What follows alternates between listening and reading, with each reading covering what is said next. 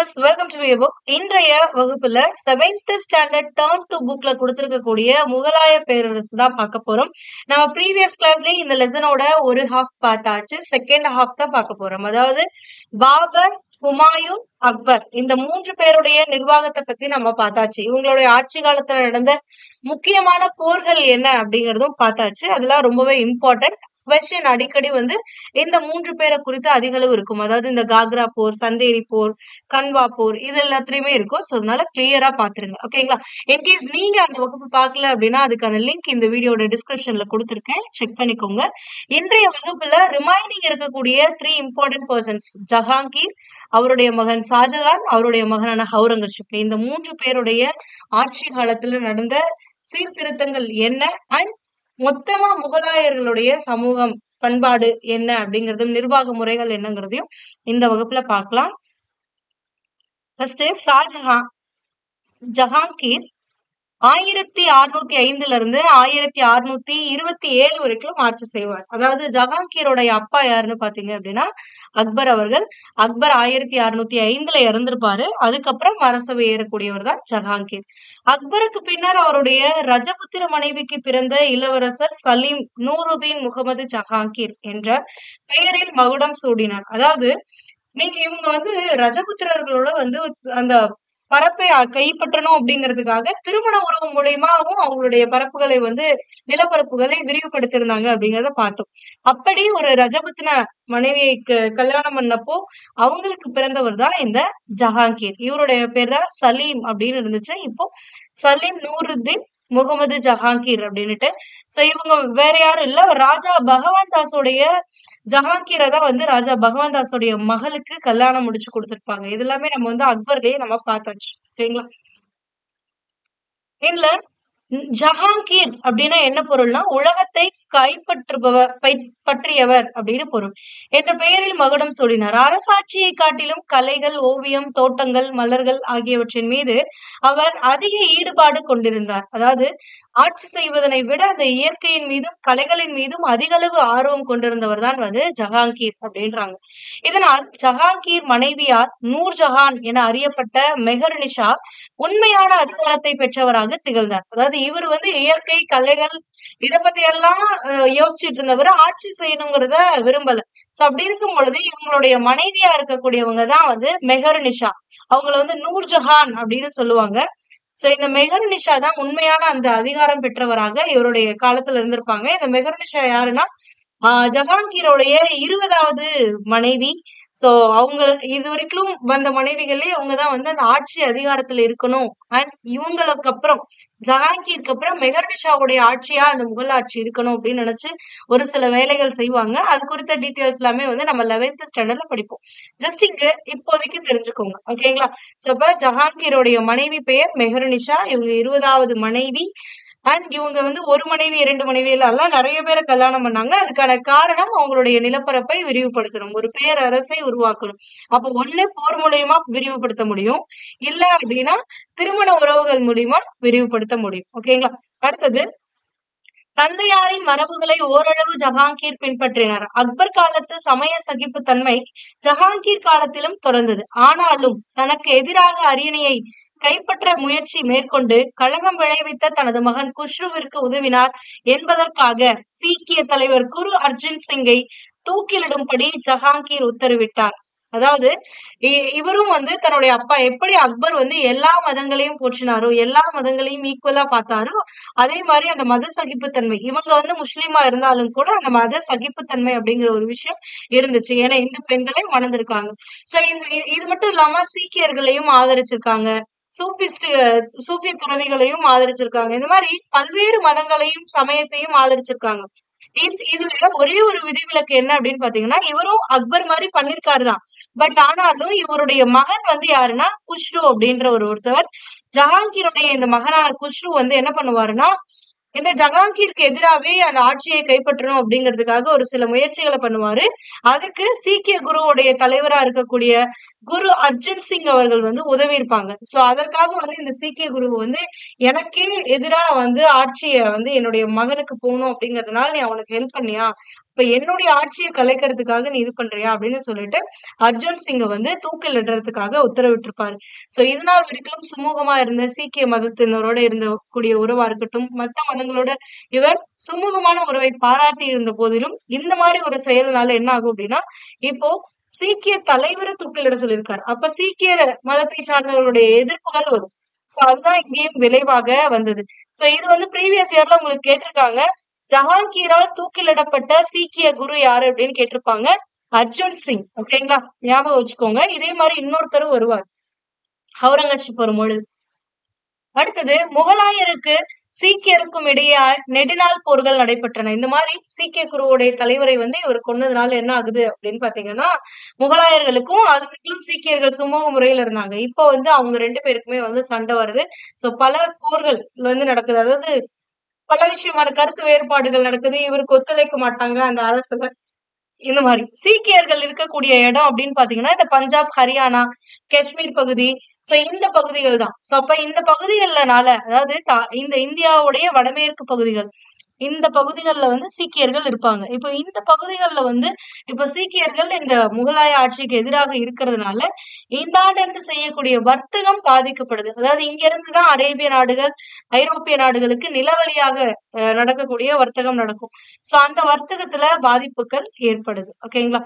இதன் காரணமாக ஆப்கானிஸ்தான், பாரசீகம், மத்திய ஆசியா ஆகிய பகுதிகளுக்கான வணிக பாதைகளின் மீதான தங்களது கட்டுப்பாட்டை முகலாயர்கள் இழக்க நேர்ந்தது.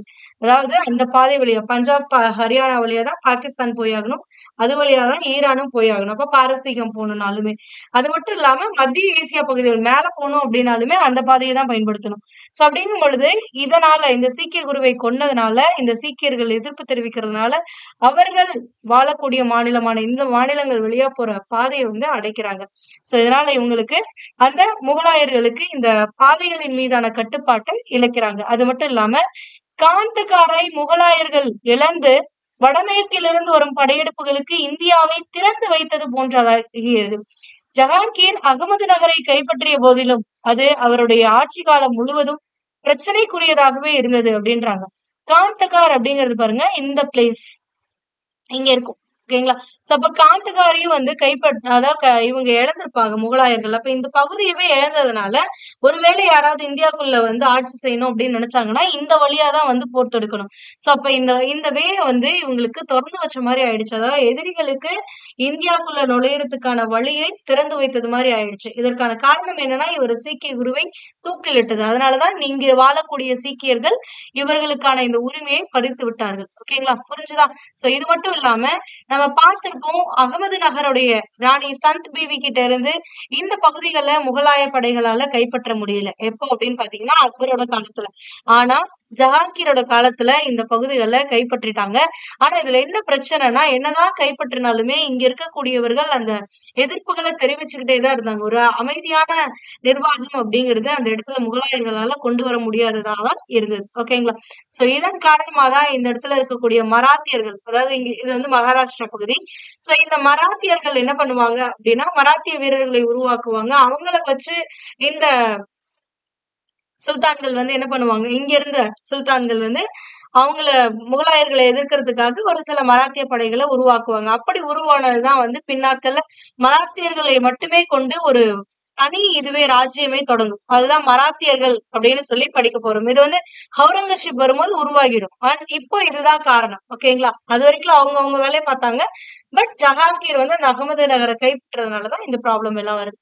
ஜஹாங்கீர் போர்த்துகீசியருக்கு பின்னர் ஆங்கிலேயருக்கு வணிக உரிமைகளை வழங்கினார். கிட்டத்தட்ட 1608லயே வந்து கேட்பாங்க வணிக உரிமைகளை வந்து நீங்க எங்களுக்கு கொடுங்க அப்படின்னு சொல்லி சூரத்ல. பட் ஆனா இவங்க மறுத்துருவாங்க. அதுக்கான காரணம் என்னன்னா, அப்போதைக்கு வந்து இந்த பகுதிகள்ல, அந்த குஜராத் பகுதிகள், சூரத் பகுதிகள்ல வந்துட்டு போர்த்துகீசியர்களுடைய ஆதிக்கம் அதிகமா இருக்கும். சோ கடல் வாணிகத்துல அவர்கள் இருப்பாங்க. சோ ஒரு முறை என்ன ஆகும் அப்படின்னா, தாமஸ் பெஸ்ட் அப்படிங்கிறவர் வந்து போர்த்துகீசியர்களை அந்த குஜராத் கடற்கரையில நடந்த ஒரு கடல் போர்ல வந்து தோற்கடித்துருவாரு. சோ அத பார்த்ததுக்கு அப்புறம் தான் முகலாய மன்னன் என்ன பண்ணுவான்னா, சூரத்ல நீங்க வணிகத்தளம் அமைச்சுக்கோங்க அப்படின்னு சொல்லி அனுமதியை கொடுப்பாங்க. எப்ப அனுமதி கொடுப்பாங்க அப்படின்னு பாத்தீங்கன்னா, 1613 தான் ஆங்கிலேயர்கள் முதலா வந்து தங்களுடைய வணிக மையத்தை சூரத்ல அமைச்சிருப்பாங்க. அது இங்க கொடுத்திருக்க மாட்டாங்க. ஓகேங்களா? அதுக்கப்புறம் 1615 தான் இங்கிலாந்து அரசர் முதலாம் ஜேம்ஸ் வந்து அவருடைய பிரதிநிதியா வந்து தாமஸ் ரோவ இந்தியாவுக்கு அனுப்பி வைப்பாரு. சோ அப்படி வரக்கூடிய அந்த தாமஸ் மன்றோ யாருடைய அவைக்கு வராங்க அப்படின்னு பாத்தீங்கன்னா, ஜஹாங்கீருடைய அவைக்கு தான் வராங்க. இதுவுமே வந்து உங்களுக்கு ப்ரீவியஸ் இயர்ல கேட்பாங்க. ஜஹாங்கீர் அவைக்கு வந்த ஆங்கில பிரதிநிதி யார் அப்படின்னு சொல்லி கேட்பாங்க. தாமஸ் ரோ அவர்கள். ஓகேங்களா? சோ யாருடைய பிரதிநிதியா இவர் இங்க வந்திருப்பாரு அப்படின்னா, அரசர் முதலாம் ஜேம்ஸ் அவர்களுடைய பிரதிநிதியா தான் இங்க வந்திருப்பாரு. அவரின் அனுமதி பெற்று தங்கள் முதல் வணிக மையத்தை சூரத்தில் நிறுவினார் அப்படின்றாங்க. பட் இதெல்லாம் முன்னாடியே நடந்திருக்கும். இவர் வரதுக்கு முன்னாடி இவருடைய அனுமதி பெற்று, அதாவது தாமஸ் ரோ வந்து வந்ததுக்கு அப்புறம் என்ன நடக்கும்னா, ஆக்ரா பகுதிகளிலும் தங்களுடைய வணிக தளத்தை அமைப்பதற்கான முயற்சிகளை தான் வந்து தாமஸ் ரோ வந்து பண்ணுவார். ஓகேங்களா? சோ அதனால பாத்துக்கோங்க. அது வந்து 1615 தான் வந்துட்டு இவர் வந்து இங்க வருவாரு. அந்த இயர் வந்து இங்க குடுக்கல. நீங்க நோட் பண்ணிக்கோங்க. இதுவுமே எக்ஸாம் பாயிண்ட் ஆஃப் வியூல ரொம்பவே இம்பார்ட்டன்டான ஒண்ணுதான். அடுத்து வந்து ஜஹாங்கீர் வந்து இறந்துருவாரு. சோ ஜஹாங்கீருக்கு அப்புறமா வந்துட்டு யார் ஆட்சி செய்யறாங்க அப்படின்னா, ஷாஜகான் அவர்கள் ஆட்சி செய்யறாங்க. 1627ல இருந்து 1658 வரைக்கும் ஷாஜகான் ஆட்சி செய்யறாங்க. ஜஹாங்கீரை தொடர்ந்து இளவரசர் குர்ரம் ஒரு அதிகார போராட்டத்திற்கு பின்னர் ஷாஜகான் என்ற பெயருடன் அரசராக ஆட்சியை பொறுப்பேற்றார் அப்படின்றாங்க. அதாவது இவருடைய பெயர் வந்து குர்ரம். இவர் ஆட்சியில ஏறும் பொழுதுதான் இவரோட பெயரை வந்து ஷாஜகான் அப்படின்னு மாத்திக்கிறாங்க. ஷாஜகான் அப்படின்னா உலகத்தின் அரசன் அப்படின்னு பொருள். ஓகேங்களா? சோ இந்த உலகத்துக்கே அரசன் அப்படிங்கறதா ஷாஜகான் அப்படிங்கிற பெயரோட இவர் ஆட்சி பொறுப்பை ஏத்துக்கிறார். அகமது நகருக்கு எதிராக படையெடுத்த அவர் 1632 அதை இணைத்துக் கொண்டார். அதாவது அங்க என்னதான் வந்து ஜஹாங்கீர் அவர்கள் கைப்பற்றி இருந்தாலுமே நாங்க உடன்படுறோம் அப்படின்னு சொல்லி அப்போதைக்கு அந்த போர் வந்து முடிவுட்டுருவோம். மறுபடியும் அந்த கொடைச்சல் கொடுத்துக்கிட்டேதான் இருப்பாங்க. அங்க இருக்கக்கூடிய அந்த சிறிய அரசர்கள், சிற்றரசர்கள் எல்லாமே அதை பண்ணிட்டேதான் இருப்பாங்க. சோ அந்த மாதிரி இருக்கும் பொழுது 1632 என்ன பண்றாருன்னா, இவரு அங்க மறுபடியும் படையெடுத்து அந்த பகுதிகளை தன்னோட இணைச்சிக்கவே செய்யறாரு. பிஜப்பூரும் கோல்கொண்டாவும் கைப்பற்றப்படுது. கீழே இருக்கக்கூடிய இந்தாண்ட சைடு இருக்கக்கூடிய பிஜப்பூர் அண்ட் கோல்கொண்டா. சோ இந்த பகுதி இதான் பிஜப்பூர், இங்க வந்து கோல்கொண்டா இருக்கும். இந்த பகுதியிலையும் சேர்த்து வந்து கைப்பற்றிடுறாங்க. அடுத்து இச்சமயத்தில் சில மராத்திய போர் தளபதிகள், குறிப்பாக சாஜி போன்ஸ்லே, சிவாஜியுடைய தந்தை, அதாவது மராத்திய ஆட்சியை அமைத்த சிவாஜி அவர்களுடைய தந்தையான சாஜி போன்ஸ்லே போன்றோர் தக்கான அரசர்களிடம் பணியில் சேர்ந்தனர். சோ இந்த பகுதியில, அதாவது இந்த பிஜப்பூர் பகுதிகள், அகமது நகர் பகுதிகள், அசிர்கர் பகுதிகள், இந்த பகுதியில தான் வந்து மராத்தியர்கள் இருந்தாங்க. சோ இங்க இருந்த மராத்தியர்கள் என்ன பண்றாங்கன்னா, இங்க இருக்கக்கூடிய சுல்தான்களுடைய தக்கான சுல்தான்கள், தக்கானம் அப்படின்னா இந்த பகுதியை தான் வந்து தக்கானம்னு சொல்லக்கூடியது. சோ இந்த பகுதியில இருந்த முகலாயர்கள் அல்லாத சுல்தானுக்கு கீழே வந்து ஜாயின் பண்ணிக்கிறாங்க. ஜாயின் பண்ணிட்டு முகலாயர்களை வந்து எதிர்க்கணும் அப்படிங்கறதா எங்களுடைய ஒரே நோக்கமா இருந்துச்சு. அதுதான் இங்க கொடுத்திருக்காங்க. இவர்கள் மராத்திய வீரர்களை கொண்ட அணிகளை பயிற்சி அளித்து முகலாயர்களுக்கு எதிராக போரிட செய்தார்கள். அதாவது இந்த தக்கான அரசர்கள் என்ன பண்றாங்கன்னா, தாங்கிட்ட சேர்ந்து இருக்கக்கூடிய அந்த மராத்திய வீரர்களை வந்து பயிற்சி கொடுத்து அந்த மராத்திய வீரர்களை முகலாயர்களுக்கு எதிராக வந்து போரிட செய்யறாங்க. இதனால் தக்காணத்தில் மராத்தியர்களையும் சேர்த்து முகலாயர்களுக்கு எதிராக ஒரு நீண்ட நெடிய எதிர்ப்பு உருவாகியது. அதாவது தக்கான அரசர்கள் மட்டும் இல்லாம மராத்தியர்களும் வந்து என்ன பண்றாங்க, முகலாயர்களை எதிர்க்கிறாங்க. சமய விடயங்கள் ஷாஜகான் சகிப்புத்தன்மை அற்றவராக விளங்கினார். இவருடைய ஆட்சி காலத்தில் முகலாயரின் புகழ் உச்சத்தை அடைந்தது. அது பாடத்தின் அடுத்த பகுதியில் விரிவாக எடுத்துரைக்கப்பட்டுள்ளதுன்றாங்க. சோ நெக்ஸ்ட் இதுல வந்து கொடுத்திருப்பாங்க உங்களுக்கு. சோ இதுதான். அடுத்து 1657ல ஷாஜகான் நோய்வாய்ப்பட்டதை தொடர்ந்து அவருடைய 4 மைந்தர்கள்ல வாரிசுரிமை போர் வெடிக்குது. அதுல 3 சகோதரர்கள் 4 பேர் இருக்காங்க. ஒண்ணு வந்து யாருன்னா தாரா, சூஜா, அடுத்தது முராத்து, இது இல்லாமதான் அவுரங்கசீப். இந்த 4 மகன்களுக்கு நடுவுல வந்து வாரிசுரிமை போர் நடக்குது. இந்த 4 பேர்ல அவுரங்கசீப் என்ன பண்ணுவாருன்னா, தாரா, சுஜா, முராத் இவங்க 3 பேரையும் கொன்னுட்டு அவுரங்கசீப் தன்னுடைய அரசரா வந்து தன்னை இது பண்ணிக்குவாரு. தம் வாழ்நாளின் இறுதி 8 ஆண்டுகளை ஷாஜகான் ஒரு கைதியாக ஆக்ரா கோட்டையில் உள்ள ஷாபர்ஜ் அரண்மனையில கழித்தாரு. சோ இதுதான் வந்து ஷாஜகானை பற்றிய குறிப்புகள். அதாவது உங்களுக்கு ஜஹாங்கீர் வந்து 1605ல ஆட்சி அமைப்பாரு. அதுக்கப்புறம் இவருக்கு வந்து அரசை ஆள்வதனை விட அந்த இயற்கைகளிலும் கலைகளிலும் அதிக விருப்பம் கொண்டவராக இருந்திருப்பாரு. அதனால இவருடைய மனைவியான மெஹருநிஷா அவர்கள் வந்து ஆட்சியில வந்து அதிகாரத்தை செலுத்துவாங்க.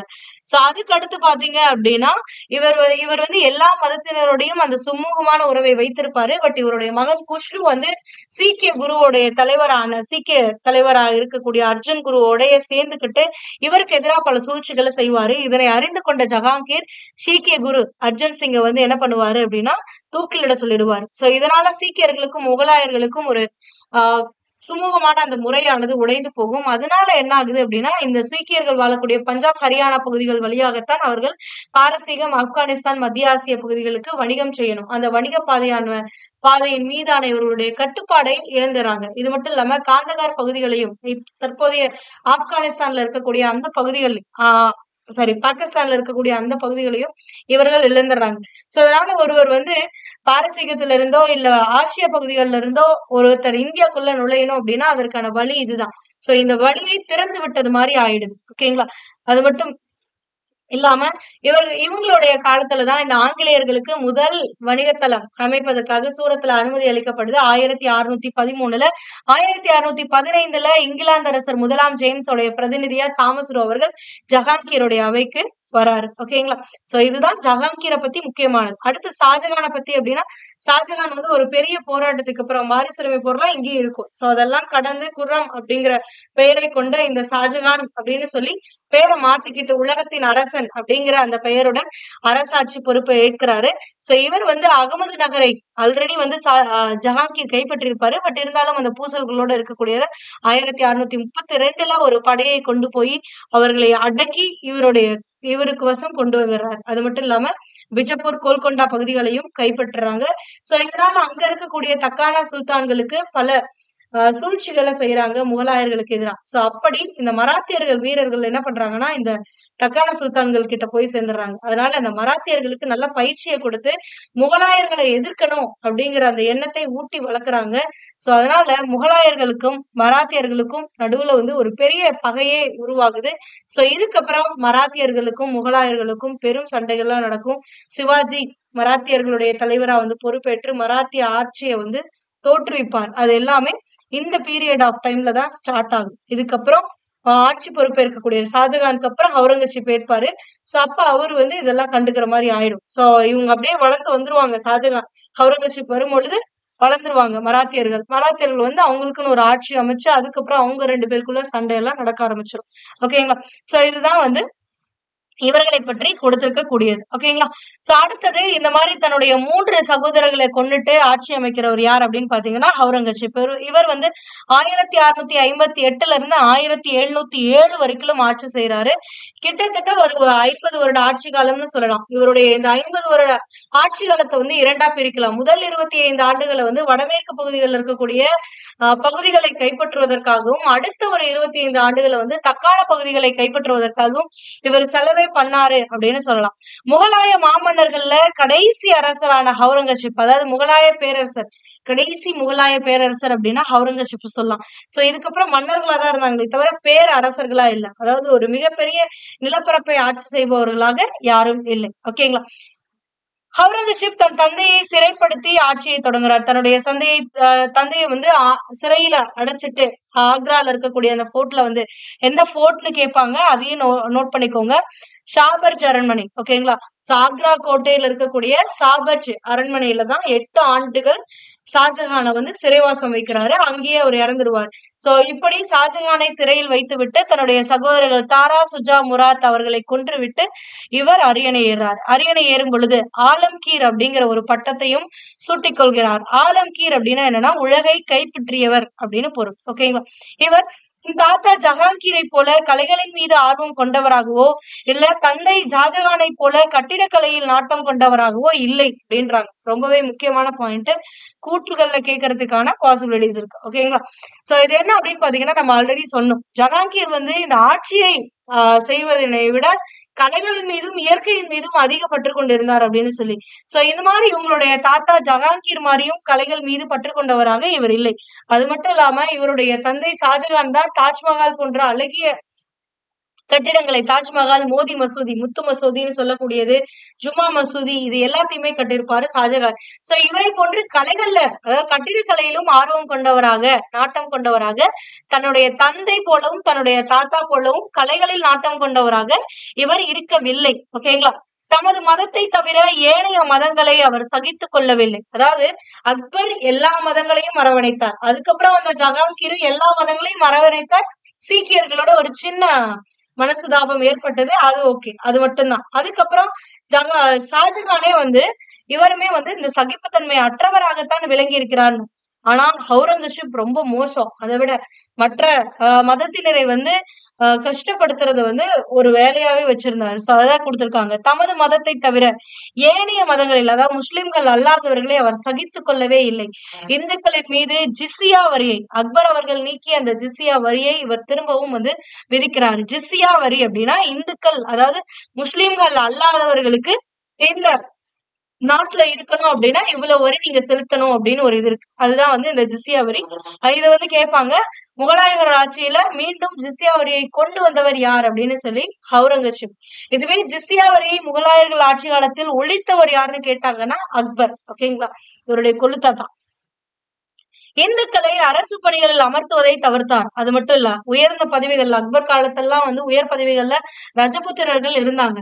சோ அப்படி அந்த உயர் பதவிகள்ல இந்துக்களை அரசு பணியில் அமர்த்துவதை இவர் தவிர்க்கிறாரு. 1658க்கும் 1681க்கும் இடைப்பட்ட காலத்தில் வட இந்தியாவிலிருந்து இருந்த அவுரங்கசீப் பண்டேலர்கள், சீக்கியர்கள், ஜாட்டுக்கள், சாத்மியர்கள் ஆகியோர்களை கலக்கங்களை அடக்கினார். அதாவது 1658ல இருந்து 1681 கிட்டத்தட்ட ஒரு 23, 24 வருஷங்கள். சோ அந்த வருஷம் எல்லாமே என்ன பண்ணிருப்பாருன்னா இந்த பகுதிகளில் ஏற்பட்ட கலகங்களை எல்லாம் ஒடுக்கி இருப்பார். அதுதான் இங்க கொடுத்திருப்பாங்க. பந்தேலர்கள், சீக்கியர்கள்லாம் இங்க இருந்தவங்க, ஜாட்டுக்கள், அதுக்கடுத்து சாத்னாமியர்கள், இவர்களுடைய கழகங்களை எல்லாம், அதாவது வடமேற்கு பகுதிகளில் இருந்த, வட இந்தியாவில் இருந்த கழகங்களை எல்லாம் தன்னுடைய முதல் 25 ஆண்டு காலத்துல, தோராயமா 25 ஆண்டுகள், எக்ஸாக்டா கிடையாது. ஓகேங்களா. சோ இந்த பகுதிகள் இது பண்றாரு. அடுத்தது வடகிழக்கில் அவர் மேற்கொண்ட விரிவாக்க நடவடிக்கைகள் காமரூபா அப்படின்னா அசாம், தற்போதைய அசாம தான் அப்ப காமரூபா அப்படிம்பாங்க. சோ காமரூபாவை சேர்ந்த ஆக்கோம் அரசுடன் போர் ஏற்பட காரணமாயிற்று. இவ்வரசு முகலாயர்களால் பலமுறை தாக்கப்பட்டாலும் அதை முழுமையாக கட்டுக்குள் கொண்டு வர இயலவில்லை. சோ வடகிழக்கு பகுதிகள், இந்த பகுதிகள் இருக்கக்கூடியதுதான் அசாம் பகுதி.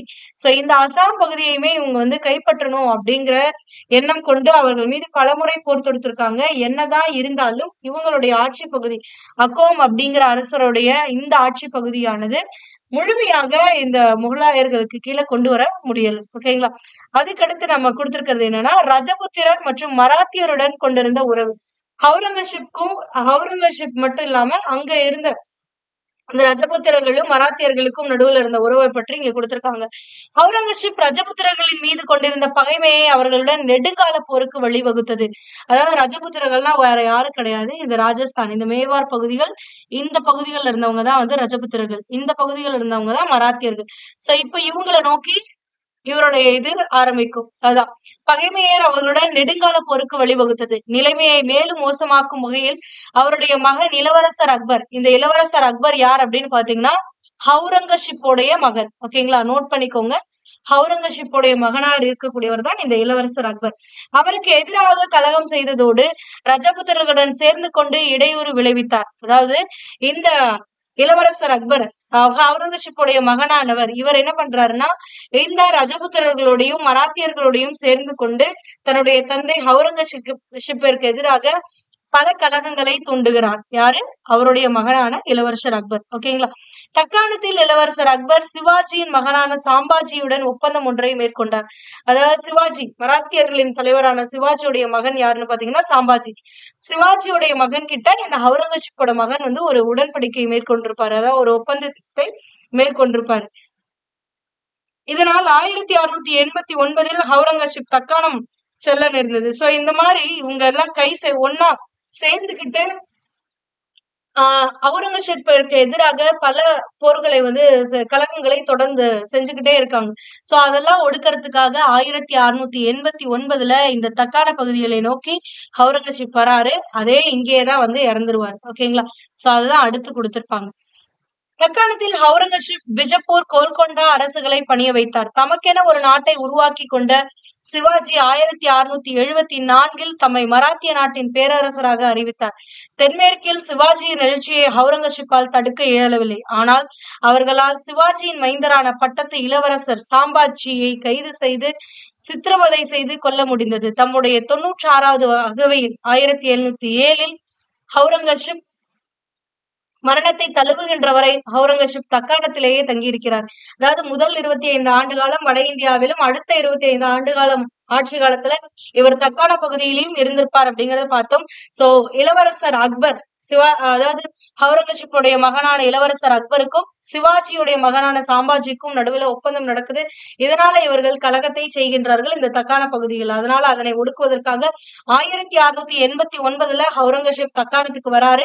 சோ இந்த காலகட்டத்துலதான் மராத்தியர்கள் ஒரு அரசாக உருவான காலகட்டம்னு சொல்லலாம்.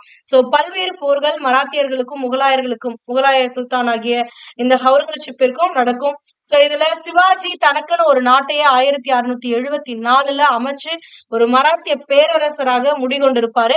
இது நம்ம மராத்தியர்கள படிப்போம். சோ அப்ப இந்த மராத்திய தலைவரான சிவாஜிக்கும் அவுரங்கசீப்புக்கும் பலவிதமான போர்கள் நடக்கும். ஒரு 2 முறை இந்த குஜராத்தை கொள்ளையடிப்பாங்க.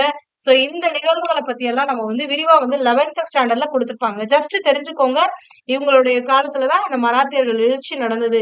சோ இவர் ஆட்சி செய்யும் பொழுதுதான், இந்தியாவை ஆட்சி செய்யும் பொழுதுதான் மராத்தியர்கள் அப்படிங்கிற ஒரு அரசு உருவாச்சு. 1674 சிவாஜி மராத்திய நாட்டினுடைய பேரரசராக தன்னை அறிவித்துக் கொண்டு ஆட்சி செஞ்சார். சோ சிவாஜியை இவங்களால ஒண்ணுமே பண்ண முடியல. ஆனா சிவாஜியோட மகனான சாம்பாஜியை கைது பண்ணி அவரை சித்திரவதை பண்ணி கொன்னுட்டாங்க. யார் அப்படின்னு பாத்தீங்கன்னா அவுரங்கசீப். இப்படிப்பட்ட இந்த அவுரங்கசீப் 1707 மரணத்தை தழுவுறாரு. அவுரங்கசீப் ஆட்சியின் இறுதி காலத்தில் ஆங்கிலேயர்கள் மதராஸ்னா சென்னை, கல்கத்தா, கொல்கத்தா, பம்பாய், மும்பை ஆகிய இடங்களில் தங்கள் வணிக மையங்களை வலுவாக நிறுவினர். பிரெஞ்சுக்காரர்கள் தங்களின் முதன்மை வணிக மையத்தை பாண்டிச்சேரியில் நிறுவியிருக்காங்க. சோ இப்படி இவர்களுடைய முகலாயர்களுடைய ஆட்சி காலத்துலதான் ஆங்கிலேயர்கள் எங்கெங்க அப்படின்னு பாத்தீங்கன்னா மெயின் லொகேஷன் ஆன சென்னை, அடுத்தது கல்கத்தா, பம்பாய், அதாவது 3 பகுதி. ஓகேங்களா? இங்க மேப் இங்க பாருங்க, இந்த பகுதி அதுக்கு அடுத்தது இங்க கீழே சென்னை பகுதி. இந்த 3 பகுதிகளிலையும் தங்களுடைய வணிக மையத்தை அமைச்சிருப்பாங்க. பிரெஞ்சுக்காரர்கள் இந்த பாண்டிச்சேரி பகுதியில தங்களுடைய வணிக மையத்தை அமைச்சிருப்பாங்க. இதுதான் இங்க கொடுத்திருக்கிறது. சோ இதுதான் இவர்களை பற்றிய தகவல்கள். இதுக்கப்புறம் நம்ம பார்க்கக்கூடியது என்ன அப்படின்னு பாத்தீங்கன்னா, முகலாயர்களோட நிர்வாகம் எப்படி இருந்தது. சோ இது கொஸ்டின் பார்ட்டே சொல்லாம இந்த முகலாயர்களுடைய நிர்வாகம். ஏன்னா இதுல இந்த நிர்வாகத்துடைய பெயரை கொடுத்துட்டு அது என்னன்னு கேட்பாங்க, என்னென்ன அமைச்சகம் அப்படின்ற மாதிரி எல்லாம் கேட்பாங்க. சோ இதெல்லாமே இங்க கொடுத்திருப்பாங்க. இந்தியாவின் பெரும் பகுதிகளில் ஒரு உறுதியான நிர்வாகத்தை முகலாயர்கள் ஏற்படுத்தி இருந்தனர். முகலாயர்கள் நிர்வாக கட்டமைப்பின் உச்ச உயர் நிலை தலைவர் பேரரசரே ஆவர். அதாவது முகலாயர்களுடைய உச்ச உயர்நிலை கடைசியில யார் உச்சத்துல இருக்காங்க அப்படின்னா பேரரசர் தான் எல்லாத்திற்கும் தலைவராக இருக்கிறார். சட்டங்களை ஏற்றுபவரும் அவற்றை செயல்படுத்துபவரும் யார்தான் அப்படின்னு பாத்தீங்கன்னா அரசர் தான் செயல்படுத்துவாரு. அவரை படைகளின் தலைமை தளபதி, அவரை நீதி வழங்குபவரும் ஆவார். அவருக்கு அமைச்சர் குழு ஒன்று உதவியது. அக்குழுவில் இடம்பெற்றிருந்த மிக முக்கியமான அதிகாரிகளை பத்தி இங்க கொடுத்திருக்காங்க. ஓகேங்களா? சோ அதாவது இந்த முகலாய ஆட்சி காலத்தை பொறுத்த வரைக்கும் உச்சபட்ச அதிகாரம் யார்கிட்ட இருக்கு அப்படின்னு பாத்தீங்கன்னா அரசர் கிட்டதான் இருக்கு. அரசர் தான் சட்டத்தை இயற்றணும், அரசர் தான் நீதி வழங்கணும், அரசர் தான் படைகளுடைய தலைமை தளபதி. சோ இவருக்கு உதவி செய்வதற்காக ஒரு அமைச்சர்கள் குழு இருக்கு. அந்த அமைச்சர்களுடைய குழுக்களை இங்க கொடுத்திருக்காங்க. வக்கீல் அப்படின்னா யாருன்னா பிரதம அமைச்சர் அப்படின்னு அர்த்தம், பிரதம மந்திரி. அடுத்தது வஜீர் அல்லது திவான் அப்படின்னாங்கன்னா என்னன்னா வருவாய்த்துறை மற்றும் செலவுகள் இதை கண்காணித்துக் கொள்பவர்கள் தான் வஜீர் அல்லது திவான் அப்படின்னு சொல்லுவாங்க. அடுத்தது மீர்பாக்சி அப்படின்னா ராணுவத்துறை அமைச்சரை தான் மீர்பாக்சி அப்படின்னு சொல்லுவாங்க. அடுத்தது மீர் சமான் அப்படின்னா அரண்மனை நிர்வாகத்தை கவனித்துக் கொள்ளக்கூடியவர்களை மீர் சமான் அப்படிம்பாங்க. அடுத்தது குவாஜி அப்படின்னா தலைமை நீதிபதியை தான் குவாஜி அப்படின்னு சொல்லுவாங்க. சதாவுஸ் சுதூர் அப்படின்னா இஸ்லாமிய சட்டங்களை நடைமுறைப்படுத்தியவர். இந்த இஸ்லாமிய சட்டங்களை சரியா அப்படின்னு சொல்லுவாங்க. இங்க சாரியான்னு கொடுத்திருக்காங்க, ஷரியா அப்படின்னு சொல்லுவாங்க. ஓகேங்களா? சோ சரியா சட்டங்கள் அப்படின்னா இந்த இஸ்லாமிய சட்டங்கள் அர்த்தம். இந்த சட்டங்களின்படி இந்தந்த விதியெல்லாம் தான் விதிக்கணும் அப்படிங்கிற ஒரு முறையுமே இருக்கு. ஓகேங்களா? சோ அத பத்தியுமே இதுல கொடுத்திருப்பாங்க. அப்படிப்பட்ட இந்த இஸ்லாமிய சட்டங்களை நடைமுறைப்படுத்துபவர் நாட்டுல யார் அப்படின்னு பாத்தீங்கன்னா சதாவுஸ் சுதூர் அப்படிங்கிறவர் தான் நடைமுறைப்படுத்துவார். இதை நோட் பண்ணிக்கோங்க, இது இம்பார்ட்டன்ட். அடுத்தது இவங்களுடைய ஆஹ் பேரரசை எப்படி பிரிவுகளா பிரிச்சிருந்தாங்க அப்படிங்கறத கொடுத்திருப்பாங்க. பேரரசு பல சுபாக்களாக வந்து பிரிச்சிருக்காங்க. சுபாக்கள் அப்படின்னா என்னன்னா மாகாணங்கள், இல்லைன்னா நம்மளுக்கு புரியுற மாதிரி சொல்லணும்னா மாநிலங்களா, பல மாநிலங்களா ஒரு பேரரசு இந்தியா அப்படிங்கறத பல மாநிலங்களா பிரிக்கிறாங்க. அதுதான் வந்து சுபாக்கள் அப்படின்னு சொல்றாங்க. அடுத்தது ஒவ்வொரு சுபாவும் சுபேதார் என்னும் அதிகாரியின் கட்டுப்பாட்டுல இருந்துச்சு. ஒவ்வொரு சுபாவுக்கும் பல சர்க்கார்கள், அதாவது ஒரு மாநிலம் இருந்தா அதுல பல மாவட்டங்களா பிரிப்போம் இல்ல, அதுதான் வந்து சர்க்கார் அப்படின்னு சொன்னாங்க. ஓகேங்களா? அப்ப இந்த சுபாக்களை சர்க்கார்களாக பிரிக்கிறார்கள். அந்த சர்க்கார்களை பர்கானாவாக பிரிப்பாங்க. அந்த பர்கானாக்களை கிராமங்களா வந்து பிரிச்சிருப்பாங்க. சோ இதுதான் வந்து அந்த லேடர் அவங்களுடைய இந்த ஆட்சியை பிரிப்பது, அதாவது இந்த நிலப்பகுதியை எப்படி எல்லாம் பிரிச்சிருக்காங்க அப்படிங்கிறது. அதான் ஒவ்வொரு சுபாவும், அதாவது ஒவ்வொரு மாநிலமாக இருக்கக்கூடியது பல மாவட்டங்களா பிரிக்கிறாங்க. அந்த மாவட்டங்களை தான் சர்க்கார்கள் அப்படின்னு சொல்லுவாங்க. இந்த சர்க்கார்களை பர்கானாக்களாக பிரிக்கிறாங்க. அதுக்கு அடுத்தது பல கிராமங்களை உள்ளடக்கிய பிரிவே பர்கானா. அதாவது பர்கானுக்களா பிரிக்கிறாங்கன்றோம் இல்ல, அந்த பர்கானாவை கிராமங்களா பிரிப்பாங்க. இந்த பல கிராமங்கள் சேர்ந்தது ஒரு பர்கான், பல பர்கானா சேர்ந்தது ஒரு சர்க்கார், பல சர்க்கார் சேர்ந்தது ஒரு சுபா, பல சுபாக்கள் சேர்ந்தது இந்த பேரரசு. ஓகேங்களா? சோ அதான் இங்க கொடுத்திருக்காங்க. அடுத்தது உள்ளாட்சி நிர்வாகம். இதுல இருந்தும் ஒரு கொஸ்டின் அடிக்கடி கேட்கக்கூடியது, இந்த கொத்துவால் பத்தி கேட்டுட்டே இருப்பாங்க. ஓகேங்களா? நகரங்களிலும் பெரும் நகரங்களிலும் கொத்துவால்கள் என்னும் அதிகாரிகள் நிர்வகிக்கப்பட்டன. சோ இதான் சர்க்காரா பிரிச்சிருக்காங்கல்ல, அதுக்கடுத்து பர்கானாவை பிரிப்பாங்க. அந்த பர்கானாக்குள்ள இருக்கக்கூடிய இந்த நகரங்கள், பெருநகரங்கள் எல்லாத்தையும் கொத்துவால்கள் அப்படின்னு சொல்லக்கூடிய அதிகாரிகள் தான் ஆட்சி செய்வாங்க. இந்த கொத்துவால்கள் தான் அங்க இருக்கக்கூடிய சட்ட ஒழுங்கை பராமரிக்கிறாங்க. கிராம நிர்வாகம், அதுவே அதாவது பர்கானா லெவல்ல இவங்க ஓகே.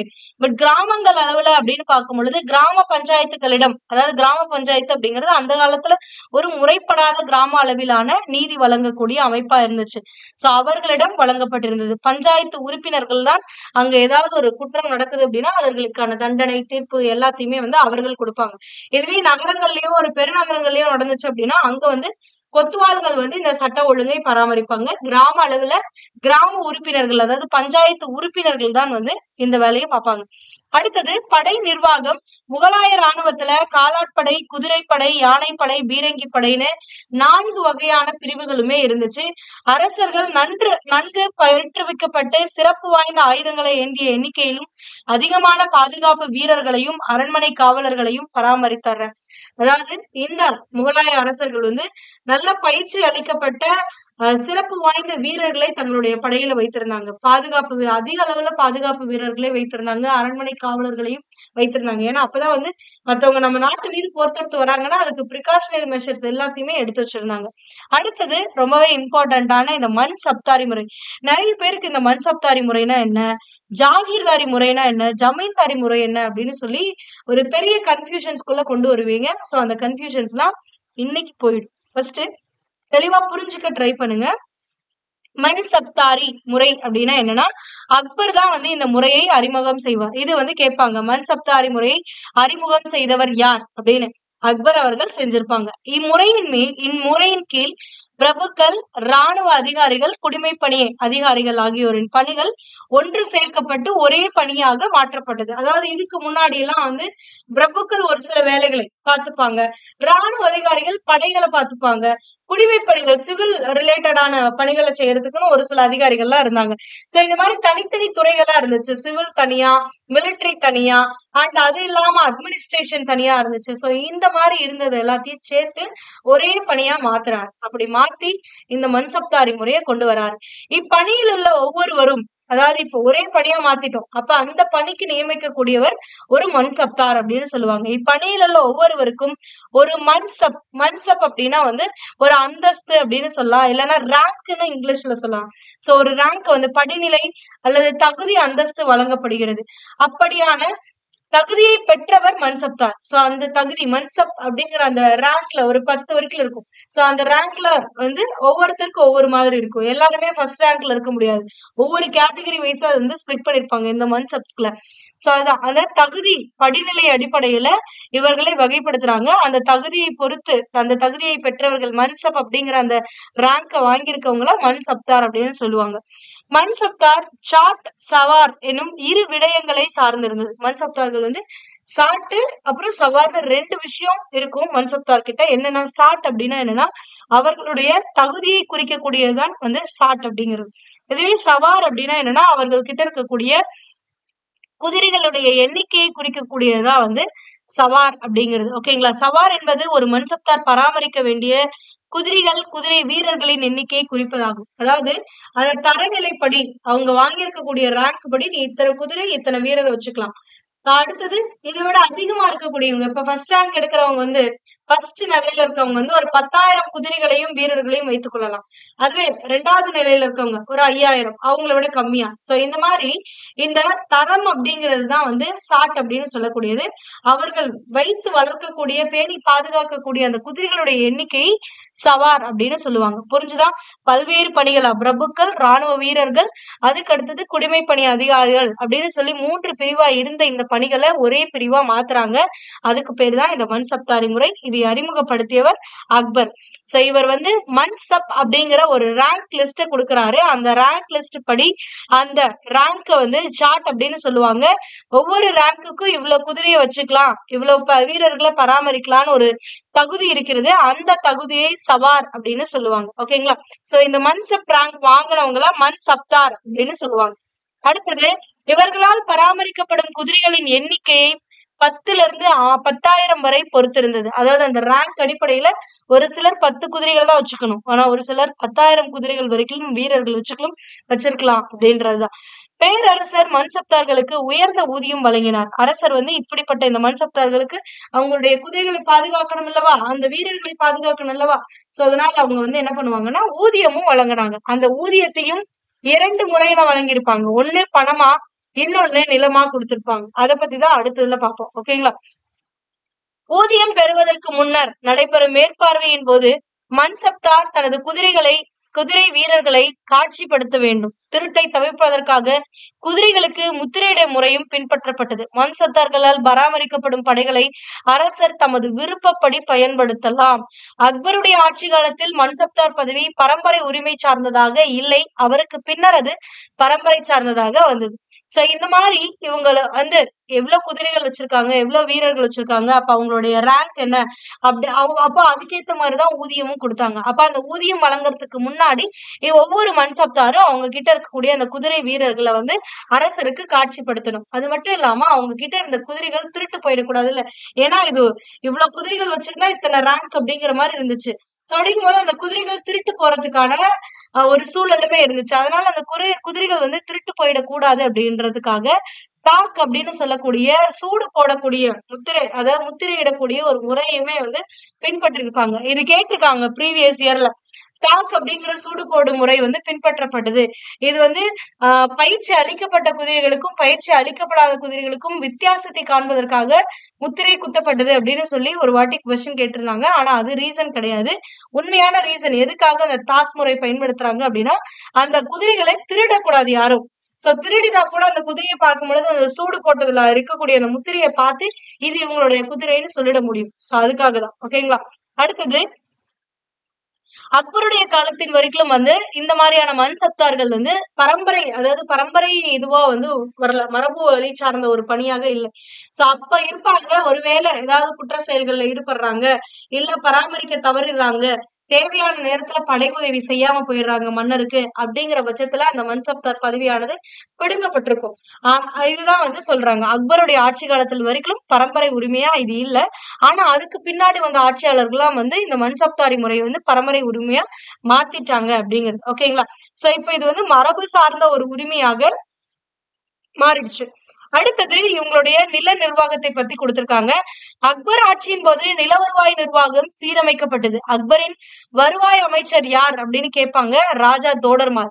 சோ இவர் பல நிர்வாக சீர்திருத்தங்களை பண்ணிருப்பாரு. சோ இவர் வந்து ஷெர்ஷா அறிமுகம் செய்த முறையை பின்பற்றினார். அம்முறையை மேலும் சீர் செய்தார். தோடர்மாலின் ஜப்த் முறை வடக்கு வடமேற்கு மாகாணங்களில் நடைமுறைப்படுத்தப்பட்டது. அதாவது இந்த ஜப்த் அப்படிங்கிற முறையை வந்து தோடர்மால் வந்து அறிமுகப்படுத்தியிருப்பாரு. அக்பருடைய காலத்துல, அக்பருடைய ஆட்சி காலத்துலதான் இந்த ஜப்த் அப்படிங்கிற ஒரு முறை அறிமுகப்படுத்திருப்பாங்க. இது வந்து எங்க மட்டும்தான் அக்பருடைய காலத்துல இருந்துச்சு அப்படின்னு பாத்தீங்கன்னா, இந்த வடக்கு வடமேற்கு மாகாணங்கள்ல மட்டும்தான் நடைமுறைப்படுத்திருந்தாங்க இந்த ஜப்து முறை. அப்ப இந்த ஜப்து முறை அப்படின்னா என்ன அப்படிங்கறத அடுத்து கொடுத்திருப்பாங்க. நிலங்களை அளவை செய்யப்பட்டு அவற்றின் இயல்புக்கும் வளத்திற்கும் ஏற்றவாறு வகைப்படுத்தப்பட்டன. அதாவது ஒரு விவசாயி கிட்ட இருக்கக்கூடிய, ஒரு உழவன் கிட்ட இருக்கக்கூடிய நிலத்தை அளப்பாங்க. எவ்வளவு நிலம் வச்சிருக்கான், அந்த நிலத்துல எவ்வளவு வளம் வரும், அந்த வளத்திற்கேற்ப அவர்களுக்கு வந்து வரி விதிச்சாங்க. சோ இதெல்லாம் ஷெர்ஷா அவர்களுமே பண்ணிருப்பாங்க. வளத்திற்கேற்ப வரி விதித்தார்கள், நில அளவை முறையை வந்து பின்பற்றினாங்க அப்படின்னு சொல்லி. அந்த ஷெர்ஷாவுடைய அந்த முறையைத்தான் தோடர்மார் அவர்கள் மறுபடியும் இம்ப்ளிமெண்ட் பண்றாரு அக்பருடைய ஆட்சி காலத்துல. அதுதான் சோ அப்ப நிலங்கள் அளவை செய்யப்படுது, அந்த நிலத்துடைய இயல்புக்கும் வளத்திற்கும் ஏற்ற மாதிரி அதை வகைப்படுத்துறாங்க. சோ இந்த வகைக்கு கீழே வந்துச்சு அப்படின்னா இவ்வளவு வரி கட்டணும், இந்த வகைக்கு கீழே, இந்த கேட்டகரி கீழே அந்த நிலம் வந்துச்சு அப்படின்னா இவ்வளவு வரி கட்டணும் அப்படின்னு சொல்லி ஒரு டேபிளே வந்து கொடுத்திருப்பாங்க. 10 காலத்திற்கு சராசரி விளைச்சலில் 1/3 பங்கு அரசுக்கு வரியாக செலுத்தப்பட வேண்டும் என நிர்ணயம் செய்யப்பட்டது. அதாவது 10 ஆண்டு காலத்திற்கு இந்த மாதிரி ஒரு வாட்டி நில அளவை செய்து இதெல்லாம் இந்த கேட்டகரி நிலம், இதெல்லாம் இந்த category, first category, second category, இதுல நிறைய வளம் இருக்கும், இதுல நிறைய வளம் வராது, அந்த மாதிரி எல்லாம் பிரிப்பாங்க. அப்படி பிரிக்கிறது வந்து அந்த 10 வருஷத்துக்கு தான் அந்த இது, ஓகேங்களா. மறுபடியும் 10 வருஷம் கழிச்சு மறுபடியும் நில அளவை செய்வாங்க, மறுபடியும் அந்த மண்ணை பரிசோதிப்பாங்க, இதுல எவ்வளவு பயிர்கள் விளையும், வளம் எவ்வளவு வரும் அப்படின்னு சொல்லி மறுபடியும் கேட்டகரைஸ் பண்ணுவாங்க. அப்போ ஒரு வாட்டி அந்த நிலத்தை அளக்குறாங்க அப்படின்னா அந்த 10 வருஷத்துக்கு தான் அந்த பண்பு, ஓகேங்களா. சோ அந்த இயல்புக்கு ஏத்த மாதிரி வரக்கூடிய அந்த விளைச்சல்ல 1/3 பங்கு வந்து வரியா செலுத்தணும் அரசுக்கு. ஷாஜகான் காலத்தில் ஜப்த் அல்லது ஜப்தி முறை என்னும் இந்த முறை தக்கான மாகாணங்களுக்கும் நீடிக்கப்பட்டது. அப்ப தக்கான மாகாணங்கள்ல இந்த ஜப்தி முறையை யார் இன்ட்ரடியூஸ் பண்ணாங்கன்னு கேட்பாங்க, ஷாஜகான். அதுவே வடமேற்கு மாகாணங்கள் மற்றும் வடக்கு இதுல வந்து யார் நடைமுறைப்படுத்தினாங்க அப்படின்னா தோடர்மால், ஓகேங்களா. இதேதான் கொஞ்சம் சேஞ்சஸ் வந்து இருக்கும். அதுதான் முகலாய பேரரசர்கள் பழைய இக்தா முறையை ஜாகீர் என புதிய பெயரிட்டு செயல்படுத்தினர். அதாவது நம்ம இல்துமிஷ் காலத்துல படை வீரர்களுக்கு ஊதியம் வந்து பணமாக வழங்கப்படாமல் அந்த ராணுவ வீரர்களுக்கு எல்லாம் வந்து நிலங்களா வந்து கொடுத்தாங்க அப்படின்னு பார்த்தோம். அதுதான் இக்தாக்கள் அப்படின்னு சொன்னோம். அப்படி இக்தாக்களை பெறக்கூடியவர்களை இக்தாதார் அப்படின்னு சொன்னாங்கல்ல, அதே முறைதான் அது வந்து முகலாயர்களுடைய காலத்துல ஜாகீர் அப்படின்னு பெயர் மாத்திக்கிட்டாங்க. சோ இக்தாக்களுக்கு பதிலா ஜாகீர் அப்படின்னு பெயர் மாறிடுச்சு. அப்ப ஜாகீர்களை பெறக்கூடியவர்கள் தான் ஜாகீர்தார்கள், வேற ஒண்ணுமே கிடையாது. இந்நில உரிமை ஒப்பந்த கால முறை டெல்லி சுல்தான்கள் காலத்தில் வளர்த்தெடுக்கப்பட்டதாகும். இம்முறையின் கீழ் குறிப்பிடப்பட்ட ஒரு பகுதியில் நிலவரி வசூல் செய்யும் பொறுப்பும் அப்பகுதியை நிர்வகிக்கும் பொறுப்பும் இராணுவ அல்லது சிவில் அதிகாரி ஒருவரிடம் ஒப்படைக்கப்பட்டது. அவருடைய தற்போதைய பெயர் ஜாகீர்தார். தங்களது ஊதியத்தை பணமாக பெறாத ஒவ்வொரு மன்சப்தாரும் ஜாகீர்தார் ஆவார். ஜாகீர்தார்கள் தாம் அதிகாரிகள் மூலமாக நிலவரியை வசூல் செய்தார்கள். மாவட்ட அளவிலான வரி வசூல் அதிகாரிகள் அமல் குஜார் ஆவார். அவருக்கு பொட்டாதார், கனுங்கோ, பட்வாரி, முக்காதம் போன்ற துணைநிலை அதிகாரிகளும் உதவி செய்தாங்க. அதாவது இந்த ஜாகீர்தார் அப்படின்னா என்னன்னா, எல்லா பகுதிகளுக்கும் போய் பேரரசரே இந்த நிலத்துல இவ்வளவு வரி கொடுக்கணும், வரியை கொடுங்க அப்படின்னு சொல்லி கலெக்ட் பண்ணிட்டு இருக்க முடியாது. சோ அப்ப அந்த டாக்ஸ கலெக்ட் பண்றதுக்காக ஒரு சிஸ்டமா உருவாக்குறாங்க. அது என்ன சிஸ்டம் அப்படின்னு பாத்தீங்கன்னா இந்த ஜாகீர்தாரி முறை. சோ அப்ப ஜாகீர்தாரி முறை அப்படிங்கிறது டாக்ஸ் கலெக்ட் பண்றதுக்கான ஒரு சிஸ்டம். ஆனா இதுல இன்னொரு விஷயம் என்னன்னா, இந்த மன்சப்தார்களுக்கு ஊதியம் வந்து பணமாவும் கொடுத்தாங்க, நிலமாவும் கொடுத்தாங்க அப்படிங்கறத நம்ம பார்த்தோம். சோ அப்ப பணமா வாங்கிக்கிட்டவங்களுக்கு எந்த ஒரு நிலப்பகுதியும் கொடுக்கல. ஆனா ஒரு சில மன்சப்தார்களுக்கு அவர்களுடைய படையை பராமரிப்பதற்காக ஒரு குறிப்பிட்ட நிலத்தை வந்து பேரரசர் அவங்களுக்கு ஊதியமா வந்து ஒதுக்கி விட்டாரு. சோ அந்த நிலங்கள்ல இருந்து வரக்கூடிய வரிகளை இந்த மன்சப்தார்கள் வாங்கிப்பாங்க. சோ அப்படிங்கும் பொழுது இந்த மன்சப்தார்கள் நிலங்களை ஊதியமாக பெற்ற ஒவ்வொரு மன்சப்தாரும் என்னவா மாறிடுறாங்கன்னா ஜாகீர்தார்களாக மாறிடுறாங்க. புரியுதா என்ன சொல்றேன்னுட்டு? மன்சப்தார்களும் ஜாகீர்தார்களாக இருக்க முடியும் எப்ப ஒரு மன்சப்தார் வந்து அவர்களுக்கான அந்த படையை பராமரிப்பதற்கான ஊதியத்தை பணமாக பெறாமல் நிலமாக பெற்றுக் கொள்கிறாரோ அப்பொழுது அவருக்கு ஊதியம் நிலமாக அளிக்கப்பட்டிருது. அப்ப அந்த நிலத்தில் வரக்கூடிய வரியினை அவர் அவருடைய ஊதியமாக எடுத்துக்கொள்வார். ஓகேங்களா? சோ இந்த மாதிரி நிலங்களாகவும் பேரரசர்கள் வம்சத்தார்களுக்கு ஊதியத்தை தருவார்கள். அப்படி அந்த நிலத்தை பெற்ற அந்த ஜாகீரை பெற்றவர்கள் ஜாகீர்தார்கள் அப்படின்னு அழைக்கிறாங்க. ஓகேங்களா? இது இல்லாமலும் ஒரு சிலர் இருப்பாங்க. அதாவது இந்த மன்சப்தார்கள் நிலத்தை பெற்றால் அவர்கள் ஜாகீர்தார்கள் ஆகிவிட்டார்கள். ஜாகீர்தார்கள் தம் அத்தியாகாரிகள் மூலமாக நிலவரியை வசூல் செய்தார்கள். அப்ப அவங்களுக்கு கீழே இருக்கக்கூடிய அந்த நிலத்துல வரக்கூடிய வரிகளை இவர்கள் ஒரு சில ஆபீசர்ஸ வச்சு கலெக்ட் பண்ணிக்கிட்டாங்க. சோ மாவட்ட அளவுல அந்த வரி வசூல் செய்வதற்காக அமில் குஜார் அப்படிங்கிற அந்த பதவி பேர் வந்து அமில் குஜார். அமில் குஜார் அவர்கள் தான் வந்து வரி வசூல் செய்யறாங்க. அவங்களுக்கு கீழே வந்து பொட்டாதார், கணுங்கோ, பட்வாரி, முக்காதம் அப்படிங்கிற துணைநிலை அதிகாரிகளும் இந்த வரி வசூல் செய்து அவங்க கிட்ட ஒப்படைப்பாங்க. ஓகேங்களா? இதுதான் வந்து இந்த ஜாகீர்தாரி முறை. அப்ப ஜமீன்தாரி முறை அப்படின்னா என்னன்னா இதுவும் ஒரு வகையான டாக்ஸ் கலெக்ஷன் தான். டாக்ஸ் கலெக்ஷன் தான், வேற ஒண்ணுமே கிடையாது. அங்க பண்ணதேதான்.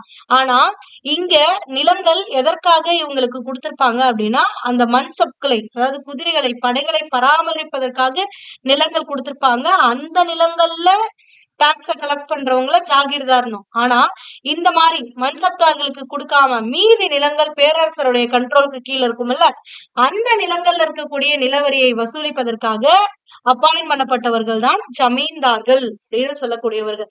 நில உரிமையாளர்களிடமிருந்து நிலவரியை வசூலிக்க பணியமர்த்தப்பட்டவர்களே ஜமீன்தார்கள் ஆவார். அதாவது ஒரு உழவர் தன்னுடைய பேர்ல நிலத்தை வச்சிருப்பார். அவர் அங்க வரக்கூடிய விளைச்சல்ல 1/3 வந்து அரசுக்கு கொடுக்கணும். அப்ப அந்த அரசுக்கு கொடுக்கக்கூடிய அந்த வரியை கலெக்ட் பண்ணக்கூடியவர்களா யார் இருப்பாங்க அப்படின்னா இந்த ஜமீன்தார்கள் இருப்பாங்க. ஜமீன்தார்கள் முகலாய அதிகாரிகள், படை வீரர்கள் ஆகியோரின் உதவியோடு இந்த நிலவரியை வசூலித்தார்கள்.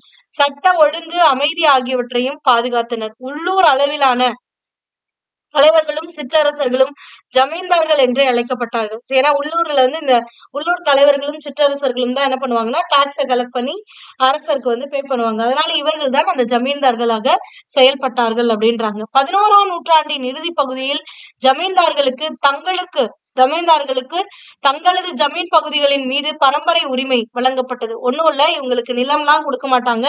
இந்த பகுதியில இருந்து டாக்ஸ கலெக்ட் பண்ணிட்டு கலெக்ட் பண்ற டாக்ஸ்ல ஒரு பார்ட்டை இவங்க எடுத்துப்பாங்க, மீதியை கொண்டு போய் பேரரசர் கிட்ட ஒப்படைக்கணும். இவங்களுக்கு எந்த ஒரு நிலமும் கிடையாது. பட் ஆனா ஒரு குறிப்பிட்ட பகுதியில டாக்ஸ கலெக்ட் பண்றதுக்காக பிரிச்சு விட்டுருப்பாங்க. ஓகேங்களா? இவர்கள் நில உரிமையாளர்கள் அல்ல. நில உரிமையாளர்கள் கிட்ட இருந்து வரிய கலெக்ட் பண்ணி பேரரசர் கிட்ட ஒப்படைக்கக்கூடிய ஒரு மீடியேட்டரா மட்டும்தான் இந்த ஜமீன்தார்கள் செயல்பட்டு இருக்காங்க. வாங்கக்கூடிய கலெக்ட் பண்ணக்கூடிய அந்த டாக்ஸ்ல ஒரு பங்கை இவங்க எடுத்துக்கிட்டு மீதியை கொண்டு போய் பேரரசர் கிட்ட ஒப்படைச்சிருவாங்க. இது மட்டும்தான் இவங்களுடைய இது. ஓகேங்களா? சோ அப்ப ஆரம்ப காலத்துல இந்த ஜமீன்தார்கள் அந்த வரி வசூலிக்கக்கூடிய முறை வந்து பரம்பரை உரிமையா கிடையாது. ஆனா அதுக்கப்புறமா வந்து பரம்பரை உரிமைகளா மாற்றப்பட்டுருச்சு. வரி வசூல் பணிகளை செய்வதற்காக படைகளை வைத்துக் கொள்ளும் அதிகாரமும் அவர்களுக்கு வழங்கப்பட்டது.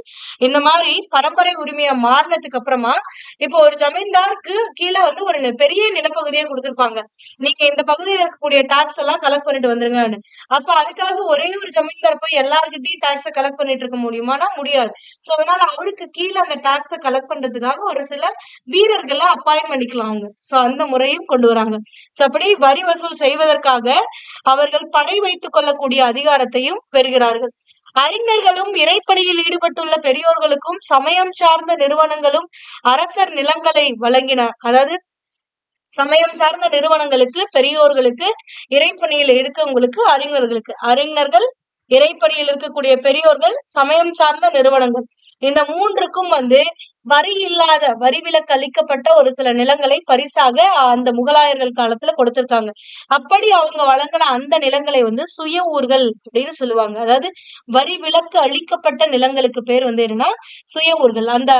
அந்த நிலங்கள்ல இருக்கக்கூடிய விளைச்சல்ல வந்து எந்த ஒரு பங்கையும் பேரரசருக்கு தரணும்னு கிடையாது. ஏன்னா பேரரசர் ஒரு குறிப்பிட்ட இறைப்பணியில் ஈடுபட்டு இருக்கக்கூடிய ஒரு பெரியவருக்கோ இல்ல ஒரு அறிஞருக்கோ அல்லது ஒரு சமயம் சார்ந்த ஒரு நிறுவனத்துக்கோ அதை வந்து கொடையாக, பரிசாக அளித்திருப்பார். அப்ப பரிசு ஆக அளிக்கக்கூடிய அந்த நிலத்துல இருந்து வரிய வாங்குறதுங்கிறது ஒரு அவமானமான ஒரு செயலா கருதிருக்காங்க. ஓகேங்களா? சோ இதுதான். இதுல கன்ஃபியூஸ் பண்ணிக்காதீங்க. மன்சப்தாரி முறையை இன்ட்ரடியூஸ் பண்ணது அக்பர். மண் சப்தாரி அப்படின்னா என்னன்னா ஒரு தரநிலை அப்படின்னு சொல்லலாம். அதாவது குடிமை பணி, ராணுவ பணி, பிரபுக்கள் அதாவது அமைச்சக பணி இந்த மூன்றையும் ஒருங்கிணைத்து இது எல்லாத்தையும் ஒருத்தரே செய்யற மாதிரி கொண்டு வரக்கூடியதுதான். அப்ப ஒருவர் வந்து இந்த பணியை ஏற்றுக்கொள்கிறார் அப்படின்னா அவர் பேரு மண் சப்தார். அந்த மண் சப்தாருடைய ரேங்க்னு இருக்கு. இப்ப எப்படி நம்ம வந்து குரூப் இப்ப டிஎன்பிஎஸ்சி எக்ஸாம் எழுதுறீங்க, குரூப் 2க்கு ஒரு பொசிஷன், குரூப் 2 அதுக்கு கீழே குரூப் 4 அப்படின்னு இருக்குல்ல. அந்த படிநிலை மாதிரி இந்த மண் சப்தார்களுடைய நிலையும் நிர்ணயிக்கப்படும். சோ அவங்க வாங்குற ரேங்க்குக்கு ஏத்த மாதிரி அவங்க அந்த படையை அந்த குதிரைகளை பராமரிப்பார்கள். ஓகேங்களா? இல்லைன்னா இப்படி கூட சொல்லலாம், அவங்க கிட்ட இருக்கக்கூடிய படை வீரர்கள் குதிரைகளுடைய எண்ணிக்கையை பொறுத்து அவங்களுடைய அந்த தரநிலையானது நிர்ணயிக்கப்படுது. அதிக குதிரைகளை வச்சிருந்தாங்க அப்படின்னா அவங்களுக்கு அதிக ஊதியம் வழங்கப்படும். அவங்க வந்து உயர் நிலையில இருப்பாங்க மண் சப்தார்கள். அதுவே குறைந்த குதிரைகள் வச்சிருக்காங்க அப்படின்னா குறைந்த நிலையில இருப்பாங்க. அவங்களுக்கு குறைந்த ஊதியம் தான் கிடைக்கும். ஓகேங்களா? சோ இப்படி இந்த மண் சப்தார்களுடைய படைகளை எதுக்காக வச்சிருக்காங்க அப்படின்னா அரசருக்கு இப்ப வந்து ஒருத்தர் வந்து போர் தொடுக்கிறாங்க அப்படின்னா அந்த போருக்கு தேவையான அந்த படையை கொடுப்பதற்காகத்தான் இவர்கள் இந்த குதிரைகளை வளர்க்கிறார்கள். குதிரைகளை மட்டும் இல்ல வீரர்களையும் பாதுகாக்கிறாங்க. சோ அப்ப அரசருக்கு எப்ப தேவைப்படுதோ அப்ப இந்த படையை அவர் பயன்படுத்திப்பார். ஓகேங்களா? அரசரே தனியா ஒரு படையை வச்சு பராமரிக்காம இந்த மாதிரி மன்சப்தார்கள் கிட்ட கொடுத்துட்டாரு.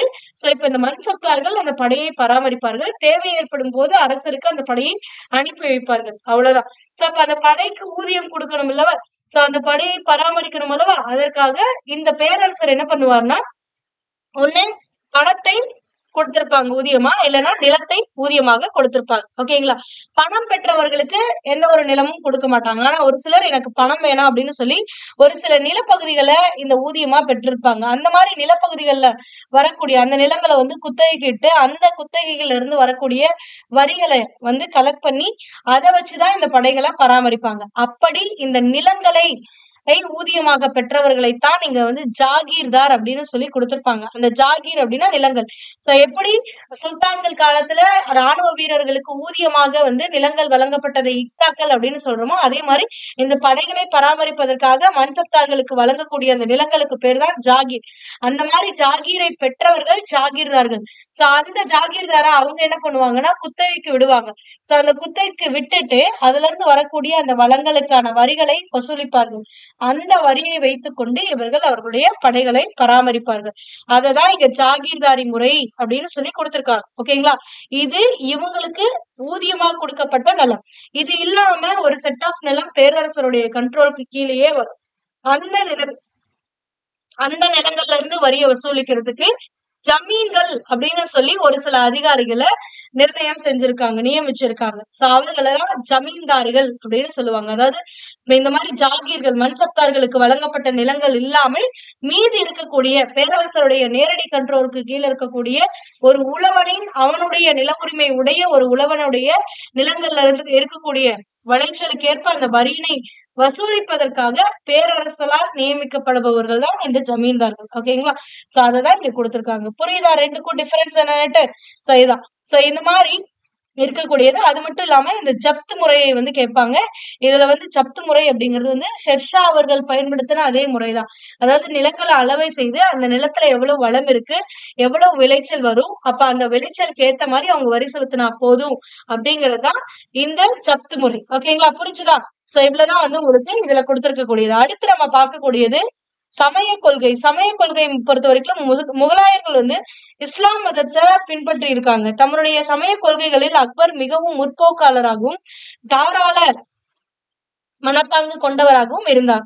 அக்பரின் அவையில் போர்த்துகீசிய கிறிஸ்தவ பாதிரியார்கள் மிகவும் விரும்பத்தக்கவர்களாக இருந்துள்ளனர். அக்பர் அனைத்து மதங்களிலும் சிறந்த கொள்கைகளை ஒருங்கிணைத்து தீநிலாகி அதாவது தெய்வீக மதம் என்னும் ஒரே சமயத்தை உருவாக்க முயன்றார். அக்பருடைய கொள்கை ஜஹாங்கீரும் ஷாஜகானும் பின்பற்றினர். ஆனா அவங்களுக்கு அப்புறம் வந்த அவுரங்கசீப் அதை இது பண்ணாரு. அக்பர் வந்து எல்லா மதத்தினரையும் சுமூகமான உறவினை மேற்கொண்டார்.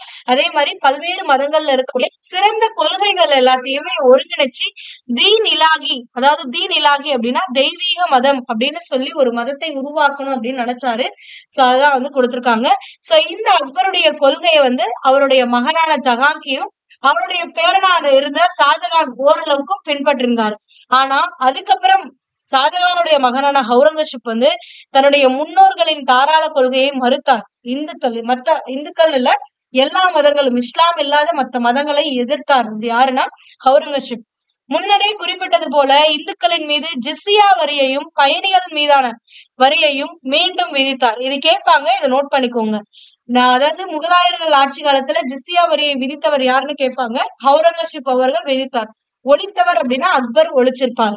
ஜிஸ்ஸியா அப்படிங்கிறது அதாவது இந்துக்களுக்கு, அதாவது இஸ்லாமியர்கள் இல்லாம எல்லாருக்குமே விதிக்கக்கூடிய ஒரு வரிதான் வந்து இந்த ஜிஸ்ஸியா. அது இல்லாம புனித யாத்திரை வரியும் வந்து விதிச்சிருக்காங்க.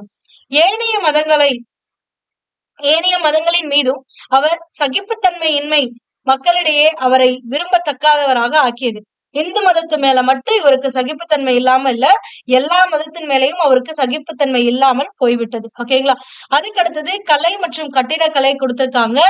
இந்த பகுதி வந்து உங்களுக்கு 11th ஸ்டாண்டர்ட்ல கொடுத்திருக்கிறத விட பெஸ்ட் அப்படின்னு சொல்லலாம். ஏன்னா ஒவ்வொரு ஆட்சியாளர்களுமே வந்து எந்தெந்த பகுதிகளை கட்டியிருக்காங்க அப்படிங்கறத டீட்டெயில்டா கொடுத்திருப்பாங்க. சோ இதுவும் ரொம்ப இம்பார்ட்டன்ட் ஆனது. பாபர் பாரசீக கட்டிட முறையை இந்தியாவில் அறிமுகப்படுத்தினார். அதாவது இது கேட்பாங்க, பாரசீக கட்டிடக்கலை முறையை இந்தியாவில் அறிமுகப்படுத்தியவர் யார் அப்படின்னா பாபர் அவர்கள். ஆக்ரா, பாய்னா, டோலப்பூர், அடுத்தது குவாலியர், கியூல்னா அலிகார், தற்போதைய அலிகார் போன்ற பகுதிகளில் கட்டிடங்களை கட்டுவித்தார். யார் அப்படின்னா பாபர். ஆனா அந்த கட்டிடங்கள்லாம் இப்ப வந்து இல்ல, அழிஞ்சிருச்சு. ஒரு சில கட்டிடங்கள் மட்டுமே பாபர் கட்டினதுல இருக்கு. ஓகேங்களா? ஆனா குறிப்பிடத்தக்கது அப்படின்னு எந்த ஒண்ணும் இல்ல. இவருக்கு அப்புறம் பாபருக்கு அடுத்து அவருடைய மகனான ஹுமாயூன் ஆட்சிக்கு வந்தாரு. இந்த ஹுமாயூன் வந்து டெல்லி அரண்மனை தீன் இ பனா இது பின்னாளில் ஷெர்ஷாவால் இடிக்கப்பட்டிருக்க கூடும் என அறியப்படுகிறது. அதாவது இவருடைய ஆட்சி காலத்துல, ஹுமாயூன் ஆட்சி காலத்துல டெல்லியில ஒரு அரண்மனை கட்டியிருப்பாங்க. சோ அது வந்து தீன் இ பானா அப்படிங்கக்கூடியது. இந்த மாதிரி ஒண்ணு கட்டியிருக்காங்கிறதுக்கான ஒரு குறிப்புகள்லாம் நம்ம கிட்ட இருக்கு. ஆனா அது வந்து இப்போ இல்ல. சோ அதனால இவங்க என்ன நினைக்கிறாங்கன்னா, ஹுமாயூனுக்கு அப்புறம் ஆட்சி செய்து வந்த அந்த ஷெர்ஷா அவர்கள் வந்து இதனை இடிச்சிருப்பாரு அப்படின்னு சொல்றாங்க. ஓகேங்களா? அப்ப ஹுமாயூனுக்கு அப்புறம் அந்த சூர் இடைவெளியில ஆட்சி செஞ்சவர் தான் யார் அப்படின்னு பாத்தீங்கன்னா ஷெர்ஷா அவர்கள். அப்ப ஷெர்ஷா என்னென்னலாம் கட்டியிருக்காரு அப்படிங்கறத இங்க கொடுத்திருக்காங்க. ஷெர்ஷா வந்து அந்த இடத்துலதான் வந்து புராண கிலாவை கட்டினார். அதாவது ஹுமாயூன் தி இ பனா அப்படிங்கறது தீன் இ பனாவை கட்டின இடத்துலதான் வந்து புராண கிலா அப்படிங்கிற ஒரு கட்டிடத்தை அங்க இடிச்சிட்டு கட்டியிருக்காரு அப்படின்றாங்க. அது மட்டும் இல்லாம ஷெர்ஷாவுடைய ஆட்சி காலத்துல மிக முக்கியமான நினைவு சின்னம் அப்படின்னு பாத்தீங்கன்னா பீகார்ல இருக்கக்கூடிய சசாராம் என்னும் இடத்தில் அமைந்திருக்கக்கூடிய கல்லறை மாடம். ஓகேங்களா? ஏன்னா இவங்க வந்து இந்த ஷெர்ஷா வந்து ஒரு ஆப்கானியர். இவங்க வந்து பீகார் வங்காள பகுதிகளில் ஆட்சி செய்திருந்த ஆப்கானியர்கள். ஓகேங்களா? சோ அப்ப பீகார்ல சசாராம் அப்படிங்கிற பகுதியை ஆட்சி செஞ்ச ஹசன் சூரியுடைய மகன் தான் இந்த ஷெர்ஷா.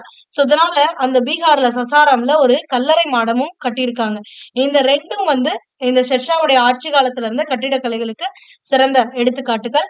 அடுத்தது வந்து தீன் இ காஸ், அடுத்தது திவான் இ காஸ், திவான் இ ஆம், பஞ்ச் மஹால் அப்படிங்கிறது வந்து பிரமிடு வடிவிலான ஆனா 5 அடுக்கு கட்டிடம். ஓகேங்களா? பஞ்ச் அப்படின்னா 5 அப்படின்னு அர்த்தம். அப்ப பிரமிடு வடிவில இருக்கக்கூடிய ஒரு 5 அடுக்கு கட்டிடத்தை கட்டியிருக்காங்க. அடுத்தது ரங்க் மஹால், சலீம் சிஸ்டியோடைய கல்லறை, புலந்தர்வாசா ஆகியவை அக்பரால் கட்டப்பட்டவையாகும். அப்ப அக்பருடைய கட்டிடக்கலைகள் என்னென்னு கேட்கலாம்.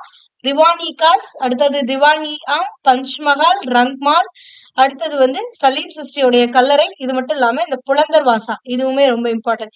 இது எல்லாமே ஹுமாயூனுக்கு அப்புறம் ஆட்சி செஞ்ச அவருடைய மகனான அக்பரால் கட்டப்பட்டது. அதுக்கு அடுத்தது சிக்கந்தராவில அக்பருடைய கல்லறை கட்டிட பணிகளை ஜஹாங்கீர் நிறைவு செய்யறார். அக்பருக்கு அடுத்து யார் ஆட்சிக்கு வராங்கன்னா அவருடைய மகனான ஜஹாங்கீர் வந்து தன்னுடைய அப்பாவுடைய கல்லறை வந்து கட்டி முடிக்கிறாரு. சிக்கந்தர்லாவ அக்பருடைய உடலை அடக்கம் செய்திருக்காங்க அப்படின்றத நம்ம ஆல்ரெடி படிச்சிருக்கோம். சோ அந்த சிக்கந்தர்லாவில இருக்கக்கூடிய அக்பருடைய கல்லறையை வந்து யார் கட்டி முடிச்சிருப்பாங்க அப்படின்னு பாத்தீங்கன்னா ஜஹாங்கீர் அவர்கள் தான் கட்டி முடிச்சிருப்பாரு. இது மட்டும் இல்லாம ஜஹாங்கீருடைய ஒரு அன்பு மனைவி யார் அப்படின்னு பாத்தீங்கன்னா கடைசி மனைவின்னு கூட சொல்லலாம், 20வது மனைவி. சோ மெஹர்நிஷாவுடைய தந்தையான இமத் உத்தவுல்லா, அதாவது மாமனார், அதாவது ஜஹாங்கீருடைய மாமனாருக்கு கல்லறையை கட்டி கொடுத்திருக்காரு யார் அப்படின்னு பாத்தீங்கன்னா இந்த ஜஹாங்கீர். ஓகேங்களா? ஜஹாங்கீர் தன்னுடைய அப்பாவுடைய கல்லறைய சிக்கந்தராவில கட்டி முடிச்சிருக்காரு. அது மட்டும் இல்லாம தன்னுடைய மனைவி மெஹர்நிஷாவுடைய தந்தை இம்மத் உத் தௌலா, அதாவது தன்னுடைய மாமனாருக்காகவும் ஒரு கல்லறை கட்டியிருக்காரு. அப்ப ஜஹாங்கீர் கட்டினது வெறும் கல்லறை அப்படிங்கறத ஞாபகம் வச்சுக்கோங்க. இவருக்கு அடுத்து யார் வருவார்னா கட்டிடக்கலை அரசராக இருக்கக்கூடிய இந்த ஷாஜகான் அவர்கள் வராங்க. ஷாஜகான் தான் வந்து தாஜ்மஹாலை கட்டியிருப்பாங்க. புராண கிலான்னு பார்த்தோம்ல, அக்பர் கட்டினது. சோ அந்த புராண கிலா பாருங்க இங்க பிக்சர்ல கொடுத்திருக்காங்க. அடுத்தது திவான் இ காஸ் அப்படின்னு பார்த்தோம்ல, திவான் இ காஸ். இது வந்து இந்த பகுதி தான் வந்து திவான் இ காசு. அடுத்தது திவான் இ ஆம். இந்த மூணுமே அக்பரால கட்டப்பட்டது. இந்த 3 கட்டிடங்களும் திவான் இ காஸ், அடுத்தது திவான் இ ஆம், அடுத்தது புராண கிலா. ஓகேங்களா? இது மட்டும் இல்லாம ரங்க் மஹால் எல்லாமே வந்து அக்பர் கட்டினது. சோ இப்போ ஜஹாங்கீருக்கு அடுத்தது ஷாஜகான் வராரு. ஷாஜகானுடைய காலத்துலதான் முகலாய பேரரசும் அதன் புகழும் உன்னதமும் ஷாஜகான் காலத்தில் உச்சத்தை எட்டியது. பேரரசர் அமர்வதற்காக விலை உயர்ந்த நவரத்தின கற்கள் பதிக்கப்பெற்ற மயிலாசனம் தயாரிக்கப்பட்டது. நாதிர் படையெடுப்பப்போ இந்த மயிலாசனம் வந்து திருட்டு போயிருக்கும், அதாவது தூக்கிட்டு போயிருப்பாங்க. சோ இதான் அப்ப பேரரசர்கள் அமர்வதற்காக, அமர்ந்து ஆட்சி செய்வதற்காக ஒரு மயிலாசனத்தை, அதாவது நவரத்தின கற்கள் பொதிக்கப்பட்ட ஆஹ் ஒரு விலை உயர்ந்த ஒரு மயிலாசனத்தை வந்து தயார் செஞ்சிருப்பாங்க. சோ அது யாருடைய காலத்துலன்னா ஷாஜகானுடைய காலத்துல. அது மட்டும் இல்லாம யமுனை நதிக்கரையில உலக புகழ் பெற்ற தாஜ்மஹால் எழுப்பப்பட்டது. எந்த ஆற்றங்கரைன்னு கேட்பாங்க, யமுனை ஆறு. ஓகேங்களா? சோ இந்த யமுனை ஆற்றுடைய கரையில தான் வந்து தாஜ்மஹாலை கட்டியிருப்பார். யார் அப்படின்னா ஷாஜகான். இது மட்டும் இல்லாம ஆக்ரால முத்து மசூதி, முத்து மசூதியை வந்து மோதி மசூதின்னு சொல்லுவாங்க. பேர்ல் மஸ்ஜித் இல்லைன்னா மோதி மஸ்ஜித் அப்படின்னு சொல்லுவாங்க. இந்த ரெண்டுமே ஒண்ணுதான். ஓகேங்களா? இது ஆக்ரால இருக்கக்கூடிய ஃபோர்ட்ல இருக்கக்கூடியதா இந்த முத்து மசூதி. அதையும் டெல்லியில இருக்கக்கூடிய மிகப்பெரிய ஜும்மா மசூதியும் ஷாஜகானால் கட்டப்பட்டது. ஓகேங்களா? இது எல்லாமே ஷாஜகான். அப்போ தாஜ்மஹால், முத்து மசூதி, ஜும்மா மசூதி இது எல்லாமே யார் கட்டினாங்க? ஷாஜகான். அது மட்டும் இல்லாம மயிலாசனமும் இவருடைய ஆட்சி காலத்துல இது பண்றாங்க. அப்ப ஷாஜகானுக்கு அடுத்து வரவர் யார் அப்படின்னு பாத்தீங்கன்னா அவுரங்கசீப். அவுரங்கசீப்புக்கு அதிகமா இந்த கட்டிடக்கலையில ஆர்வம் இல்ல. பட் இருந்தாலும் இவரும் ஒரு மஸ்ஜித்தை வந்து கட்டியிருக்காரு. டெல்லி போர்ட்ல, ரெட் போர்ட்ல வந்து கட்டியிருப்பாரு. சோ அதை பத்தி நான் அப்புறமா சொல்றேன். ஓகேங்களா?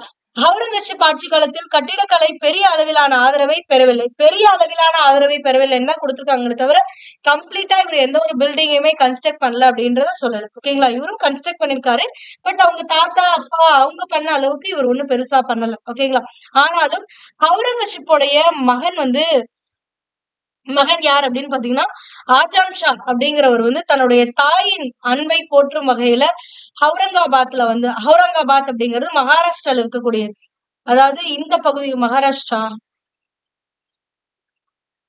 அவுரங்காபாத் வந்து இந்த பிளேஸ்ல இருக்கும். சோ இந்த அவுரங்காபாத்ல வந்து தன்னுடைய தாய்க்காக அஜாம் அவர்கள் வந்து ஒரு கல்லறையை வந்து கட்டியிருப்பாங்க. சோ அதுதான் அஜாம் ஷா வந்து தன்னுடைய தாயின் அன்பை போற்றும் வகையில அவுரங்காபாத்ல பிபிகா மக்பரா அப்படிங்கிற கல்லறை மாடத்தை கட்டியிருப்பாங்க. ஓகேங்களா? இந்த பிபிகா மக்பரா அப்படிங்கறத கட்டினது அஜாம் ஷா. அஜாம் ஷா வந்து யாருன்னா அவுரங்கசீப்புடைய மகன். ஓகேங்களா?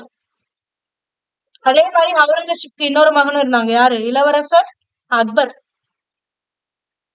அடுத்தது இந்த லால் குயிலா அடிக்கடி டிஎன்பிஎஸ்சில கேட்கப்படக்கூடிய ஒரு கொஸ்டினே சொல்லலாம். லால் குயிலா அப்படின்னா என்னன்னா செங்கோட்டை. இந்த செங்கோட்டை பற்றி பல்வேறு கன்ஃபியூஷன்ஸ் வந்து அடிக்கடி வரும். அதுக்கான எக்ஸ்பிளனேஷனை நீங்க இப்ப பாத்துருவீங்க. சோ லால் குயிலான்னு அழைக்கப்படக்கூடிய டெல்லியில் இருக்கக்கூடிய செங்கோட்டை முகலாய பேரரசர்களின் வாழ்விடமாக இருந்தது.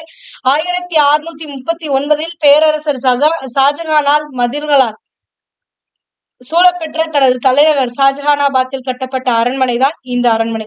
இக்கோட்டை சிவப்பு நிற கற்களால் கட்டப்பட்டதுதான் இது செங்கோட்டை என அழைக்கப்படுகிறது. ஓகேங்களா? சோ 1639 பேரரசர் ஷாஜகான் அவர்கள் டெல்லியில லால் குயிலான்னு சொல்லக்கூடிய இந்த செங்கோட்டையை கட்டியிருக்கிறார். இந்த கோட்டையில் இருக்கக்கூடிய கற்கள் சிவப்பு நிற கற்களை பயன்படுத்தி இருக்கிறதுனால இது வந்து செங்கோட்டை அப்படின்னு அழைப்பாங்க. இந்த ரெட் போர்ட்டை பொறுத்த வரைக்கும் 2 வகையான ரெட் போர்ட் இந்தியால இருக்கு. ஆனா நம்ம டெல்லியில இருக்கக்கூடிய இந்த லால் குயிலாவை மட்டும்தான் செங்கோட்டை அப்படின்னு அழைக்கிறோம். பட் இன்னொரு கோட்டையும் செங்கோட்டைன்னு சொல்லுவாங்க. அது ஆக்ரால இருக்கக்கூடியது. ஓகேங்களா? சோ ரெட் போர்ட் ஆஃப் ஆக்ராங்கிறது வேற, ரெட் போர்ட் ஆஃப் டெல்லிங்கிறது வேற. ரெண்டுமே வெவ்வேறு பிளேஸ். கிட்டத்தட்ட ஒரு 200 கிலோமீட்டர் டிஸ்டன்ஸ்ல அமைஞ்சிருக்கக்கூடியது. ஓகேங்களா? சோ இதை தெரிஞ்சுக்கோங்க. ஆக்ராலையும் ஒரு ரெட் போர்ட் இருக்கு, டெல்லியிலயும் ஒரு ரெட் போர்ட் இருக்கு. சோ ஆக்ரால இருக்கக்கூடிய அந்த செங்கோட்டையை கட்டினவர் யார் அப்படின்னா அக்பர். அதுவே இந்த டெல்லியில இருக்கக்கூடிய இந்த செங்கோட்டையை கட்டினவர் யார் அப்படின்னா ஷாஜகான். ஓகேங்களா? இதுல இன்னொரு கன்ஃபியூஷனும் வரும். இந்த மோதி மஸ்ஜித்த பத்தி ஒரு சில கன்ஃபியூஷன்ஸ். இந்த மோதி மஸ்ஜித் ஆக்சுவலா எந்த ஃபோர்ட்டுக்குள்ள இருக்கா? ஆக்ரால இருக்க ஃபோர்ட்ல இருக்கா? இல்ல டெல்லில இருக்க ஃபோர்ட்ல இருக்கா? அப்படின்னா 2 ஃபோர்ட்லயுமே மோதி மஸ்ஜித் இருக்கு. சோ இந்த மோதி மஸ்ஜித் வந்து எந்த பிளேஸ்ல இருக்கிறது அப்படிங்கறத பொறுத்து தான் யாரு கட்டுனாங்கன்னே சொல்ல முடியும். இந்த ஆக்ரால இருக்கக்கூடிய இந்த செங்கற்களால் ஆன செங்கற்கள் மட்டும் இல்ல, பளிங்கு கற்கள், வெள்ளை பளிங்கு கற்களையும் பயன்படுத்தி கட்டியிருக்கக்கூடிய இந்த ரெட் ஃபோர்ட் ஆஃப் ஆக்ரான்னு சொல்லக்கூடிய இந்த கோட்டைக்குள்ளதான் ஷாஜகான் கட்டின இந்த மோதி மசூதி, அதாவது முத்து மசூதின்னு சொன்னோம்ல, ஆக்ரால இருக்குன்னு சொன்னோம்ல. சோ அது இந்த ஆக்ரால இருக்கக்கூடிய செங்கோட்டையில இருக்கு. ஓகேங்களா? ஆனா நம்ம டெல்லியில இருக்கக்கூடிய செங்கோட்டையிலயும் ஒரு மோதி மஸ்ஜித் இருக்கு. அது வந்து ஹவுரங்கசீப்பால கட்டப்பட்டது. ஓகேங்களா? புரியுதா? டிஃபரன்ஸ் என்னன்னு தெரிஞ்சுக்கோங்க. ரெட் ஃபோர்ட் ஆஃப் ஆக்ரா அப்படிங்கிறது ஆக்ரால இருக்கக்கூடிய செங்கோட்டையை கட்டியவர் அக்பர். அந்த ரெட் ஃபோர்ட்ல மோதி மஸ்ஜித்தை கட்டினவர் யார் அப்படின்னு பாத்தீங்கன்னா ஷாஜகான். அதுவே ஷாஜகான் இப்ப என்ன பண்ணிருவாருன்னா தன்னுடைய தலைநகர் அதே இன்னும் இதையும் கேட்பாங்க. ஆக்ராவை தான் வந்து தலைநகரா கொண்டு இந்த முகலாய ஆட்சி ஆரம்பிச்சிருப்பாங்க. சோ இந்த ஆக்ரால இருந்து தலைநகரை வந்து டெல்லிக்கு ஒருத்தர் மாத்திருப்பாரு. அது யாருன்னு கேட்டா இந்த ஷாஜகான் அவர்கள் 1638ல தன்னுடைய தலைநகரை ஆக்ரால இருந்து டெல்லிக்கு மாத்திருப்பாரு. சோ அதனால இவர் இங்க இருந்து 1638ல டெல்லிக்கு போனதுனால டெல்லியிலயும் இதே மாதிரி என்னுடைய அப்பா கட்டின மாதிரியே வந்து சாரி என்னுடைய தாத்தா கட்டின மாதிரியே ஒரு செங்கோட்டை கட்டணும் அப்படின்னு சொல்லிதான் இந்த டெல்லியில ரெட் ஃபோர்ட்டை ஷாஜகான் கட்டியிருப்பாரு. இவர் கட்டினதுல இவரோட மகனான ஹவுரங்கசீப் வந்து மோதி மஸ்ஜித்தை கட்டியிருப்பாங்க. புரிஞ்சுதா டிஃபரன்ஸ் என்னன்னுட்டு? சோ இதுதான். ஏன்னா நிறைய பேர் வந்து நெட்ல வந்து சர்ச் பண்ணும்போது மோதி மஸ்ஜித்னு போட்டா டெல்லியில இருக்கிறத காட்டும். ஏன்னா மோஸ்ட்லி டெல்லி ரெட் ஃபோர்ட்ல இருக்கக்கூடியதுதான் வந்து மோதி மஸ்ஜித் காட்டும். அந்த மோதி மஸ்ஜித்தை கட்டினது யாருன்னா ஹவுரங்கசீப்.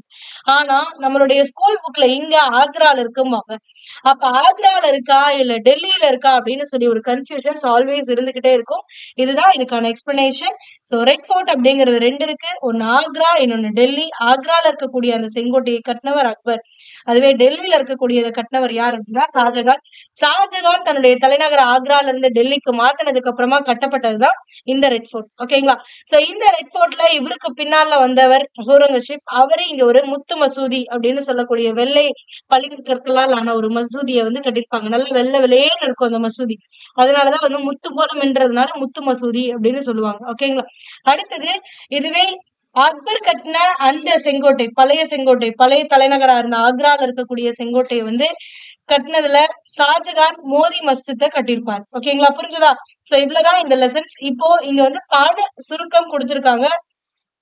நான் எப்பவும் சொல்லக்கூடியதுதான், பாட சுருக்கம் அப்படிங்கிறது ரொம்பவே இம்பார்ட்டன்ட். அதாவது எப்படி ஒரு பாக்ஸ் வந்து இம்பார்ட்டன்ட்டோ அதே மாதிரி இதுவும் இம்பார்ட்டன்ட். ஜஸ்ட் ஒன்ஸ் ரீட் பண்ணிக்கோங்க, தப்பு இல்லை. ஓகேங்களா? 1526ல இப்ராஹிம் லோடிக்கும் பாபருக்கும் முதலாம் பானிபட் போர் நடக்குது. அந்த பானிபட் போர்ல இப்ராஹிம் லோடி தோற்கடிக்கப்படுறாரு. சோ இப்ராஹிம் லோடி தான் டெல்லி சுல்தானியத்துடைய கடைசி அரசர். சோ இதுக்கப்புறம் டெல்லி சுல்தானியத்திற்கு ஒரு முடிவு கட்டி இந்த பானிபட் போர்ல பாபர் வெற்றி பெற்றதுனால முகலாய பேரரச இந்தியாவுல உருவாக்குறாரு. சோ இவருக்கு அப்புறம் ஹுமாயூன் உறுதியற்ற இயல்பும் கன்னோஜ் போரில் ஷெர்ஷா அவரை வெற்றி பெற்றதும், அதாவது 1539 சௌசா போர் நடக்கும். அதுக்கு அடுத்த வருஷம் 1540ல கன்னோஜ் போர். இந்த 2 போருமே ஷெர்ஷாவுக்கும் ஹுமாயூனுக்கும் நடுவில் நடக்கும். இந்த 2 போர்லயுமே ஷெர்ஷா, அதாவது பாபருடைய மகன் தோல்வியுறதுனால இந்த பகுதியை ஷெர்ஷா கிட்ட ஒப்படைச்சிட்டு நாடு தப்பி ஓடிடுவாரு. பாரசீகத்துக்கு, ஈரானுக்கு ஓடி போயிருப்பாரு. சோ ஷெர்ஷா திறன் மிகுந்த நில வருவாய் நிர்வாகமும் நிறுத்தல் முகத்தல் அளவுகள் அவரது தர அளவுபடுத்தியும் எடுத்துரைக்கப்பட்டுள்ளது. இவருடைய நிர்வாக சீர்திருத்தம் அப்படிங்கிறது ரொம்ப முக்கியமானது. ஏன்னா இததான் வந்து அக்பருடைய காலத்துல இருந்த தோடர்மால் அவர்கள் பின்பற்றி நிலச்சீர்திருத்தத்தை கொண்டு வந்திருப்பாங்க. ஓகேங்களா? சோ அடுத்து பாத்தீங்க அப்படின்னா ஹுமாயூன் பேராசையை மீட்டல். சோ இவர் மறுபடியும் சும்மா இருக்க மாட்டாரு. 1555ல இந்த சூர் வம்சத்துக்கிட்ட இருந்தே தன்னுடைய பகுதிகளை மீண்டும் கைப்பற்றிடுவாரு. கைப்பற்றினதுக்கு அப்புறம் 1556லயே இறந்துருவாரு. நூலக படிக்கட்டுல இருந்து தவறி விழுந்து இறந்துருவாரு. இவருக்கு அப்புறம் அரியணை ஏறக்கூடியது யார் அப்படின்னு பாத்தீங்கன்னா அக்பர். அக்பருக்கு அப்ப 14 வயசுதான் இருக்கும். அப்ப அதனால இவர் சின்ன பையனா இருக்கிறதுனால இவருடைய பாதுகாவலரா பைரம் கான் அவர்களை ஹுமாயூன் நியமிச்சிருப்பாரு. அப்ப அக்பருடைய பெயர்ல பைரம் கான் தான் வந்து ஆட்சியை செஞ்சுக்கிட்டு இருப்பாரு. இப்படிப்பட்ட, அதாவது இவர் ஆட்சி பொறுப்பேற்ற அந்த 1556லயே இரண்டாம் பானிபட் போர் அப்படிங்கிறது நடக்கும். இந்த இரண்டாம் பானிபட் போர் யாருக்கும் நடக்கும்னா, இந்த சூர் வம்சத்தை சேர்ந்த அடில் ஷா அப்படிங்கிற மன்னனுடைய தளபதியான ஹெமுவுக்கும் அக்பருடைய பெயர்ல ஆட்சி செய்யக்கூடிய பைராம் கானுக்கும் நடுவுல நடக்கும். இதுல ஹெமு தோற்கடிக்கப்படுவார். அதாவது இந்த சூர் வம்சத்தை சேர்ந்தவர்கள் தோற்கடிக்கப்படுறதுனால இந்த பகுதி இவங்க கிட்டயே, அதாவது முகலாயர்கள் கிட்டயே இருக்கு. ஓகேங்களா? ஆக்சுவலா இந்த போர்ல ஹெமு தான் வின் பண்ணிருப்பாரு. ஆனா அவருடைய கடைசி நிமிஷத்துல அவருடைய கண்ணுல வந்து ஒரு அன்பு பாய்ந்ததுனால, இவர் தடுமாறி விடுறதுனால இதுல வந்து தோல்வி வருவாங்க. அதனால ஆப்கானியர்களான இந்த ஷூர் வம்சம் வந்து தோல்வியுற்று இருக்கும். ஓகேங்களா? அதுக்கு அடுத்தது அக்பருடைய ராணுவ படையெடுப்புகளும் அவருடைய சமய கொள்கைகளும் விவரிக்கப்பட்டுள்ளது. அதாவது இந்த பகுதியில சொல்லியிருக்காங்க அப்படின்றோம். ஏன்னா அதுக்கப்புறம் அவரு பல நிர்வாக சீர்திருத்தங்கள் எல்லாத்தையுமே இவருடைய காலத்துல பண்ணிருப்பாரு. மன்சப்தாரி முறையை இன்ட்ரடியூஸ் பண்ணிருப்பாரு. அந்த மாதிரி அதான் ராணுவ படையெடுப்புகள், அவருடைய சமய கொள்கைகள்.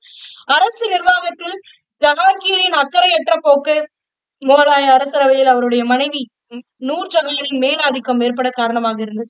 இந்த ஜஹாங்கீர் கலைகளின் மீதும் இயற்கையின் மீதும் பற்று கொண்டவரால் இவர் வந்து ஆட்சியில ஒழுங்கா கவனத்தை செலுத்தல. அதனால இவங்களுடைய மனைவியான மெஹருநிஷா, அதாவது நூர்ஜஹான் என்று அழைக்கப்படக்கூடிய இந்த மெஹருநிஷா அவர்கள் ஆட்சி அதிகாரத்துல ஒரு சில தலையீடுகளை செய்யறாங்க. முகலாய ஆட்சியை ஷாஜகான் தக்கான பகுதிக்கு விரிவுபடுத்தியதும் அதன் விளைவாக மராத்தியரோடு ஏற்பட்ட மோதலுக்கும் பகுத்தாயப்பட்டது. இவர்தான் ஷாஜகான் தான் அடித்தளம் விட்டுட்டு போவாரு மராத்தியர்கள் அந்த பகுதிகள், அகமது நகர் பகுதிகள்லாம் இவர் கைப்பற்றுறதுனால என்ன ஆகும் அப்படின்னா, அங்க இருக்கக்கூடிய தக்கான சுல்தான்களுக்கு இந்த முகலாய ஆட்சி மேல ஒரு பெரும் கோபம் இருக்கும். அந்த படையை வந்து தோற்கடிக்கணுங்கிற ஒரு எண்ணமும் இருக்கும். அப்போ இந்த மாதிரி ஒரு சூழ்நிலையிலதான் அவுரங்கசீப் ஆட்சி பதவிக்கு வருவாரு. மராத்தியர்களுடைய எழுச்சியான காலங்கள்லதான் இந்த அவுரங்கசீப் வந்து ஆட்சியில வருவார். அப்ப அவுரங்கசீப் வந்து பல படையெடுப்புகள் முகலாய பேரரசின் விரிவாக்கத்திற்கு உதவிய போதிலும் ரஜபுத்திரர், மராத்தியர், சீக்கியர் ஆகியோருக்கு எதிராக அவர் பின்பற்றிய கொள்கைகள் அவர்களின் எதிர்ப்பை தூண்டி பேரரசின் சரிவுக்கு இட்டு செல்றது அப்படின்றாங்க. இந்த பேரரசுடைய சரிவுக்கு முக்கிய காரணம் அப்படின்னு பார்த்தா, இவர் வந்து அந்த பிற மதங்களை வந்து சகிப்புத்தன்மை இல்லாம நடத்தினார். அதுதான் வந்து முக்கியமான காரணம். அதனால ரஜபுத்திரர்கள், அக்பருடைய காலத்துல ரஜபுத்திரர்களை வந்து போற்றி உயர் பதவிகள் கொடுத்தாங்க. ஆனா அவுரங்கசீப் வரும்பொழுது இந்துக்களையும் பிற மதத்தவரையும் அறவே ஒதுக்குனாங்க. உயர் பதவிகள்ல யாரும் இருக்கவே கூடாதுன்னாரு. இந்த மாதிரி இருந்ததுனால அந்த உள்நாட்டுக்குள்ளேயே பல சிற்றரசர்கள் கிட்டயே அந்த பூசல்கள் இருக்கிறதுனால இந்த அவுரங்கசீப்புடைய ஆட்சி ஒரு முடிவுக்கு வர மாதிரி ஆயிடுச்சு. ஓகேங்களா? முகலாய நிர்வாகத்திற்கு அரசர் தலைமையேற்றதும் அவருக்கு உதவிய பல அதிகாரிகள் குறித்தும் எடுத்துரைக்கப்பட்டுள்ளது. அக்பருடைய மன்சப்தாரி முறையும் ஜப்த் முறையும் ரோஜா தோடர்மால் தமது நில வருவாய் கொள்கையை வடிவமைத்ததும் ஆய்வு செய்யப்பட்டுள்ளது. இது ரெண்டுமே ரொம்ப முக்கியமானது. ஜப்த் முறையும் சரி, அடுத்தது இந்த மன்சப்தாரி முறையும். ஓகேங்களா? இதுதான் இங்க கொடுத்திருக்கக்கூடியது. அப்படியே புக் பேக் கொஸ்டினையும் பாத்திரலாம். இந்தியால பாரசீக கட்டிட முறையை அறிமுகப்படுத்தியவர் யார் அப்படின்னு பாத்தீங்கன்னா பாபர் அவர்கள் தான் முதல்ல பாரசீக கட்டிட முறையை இந்தியாவில அறிமுகப்படுத்தியிருப்பாரு.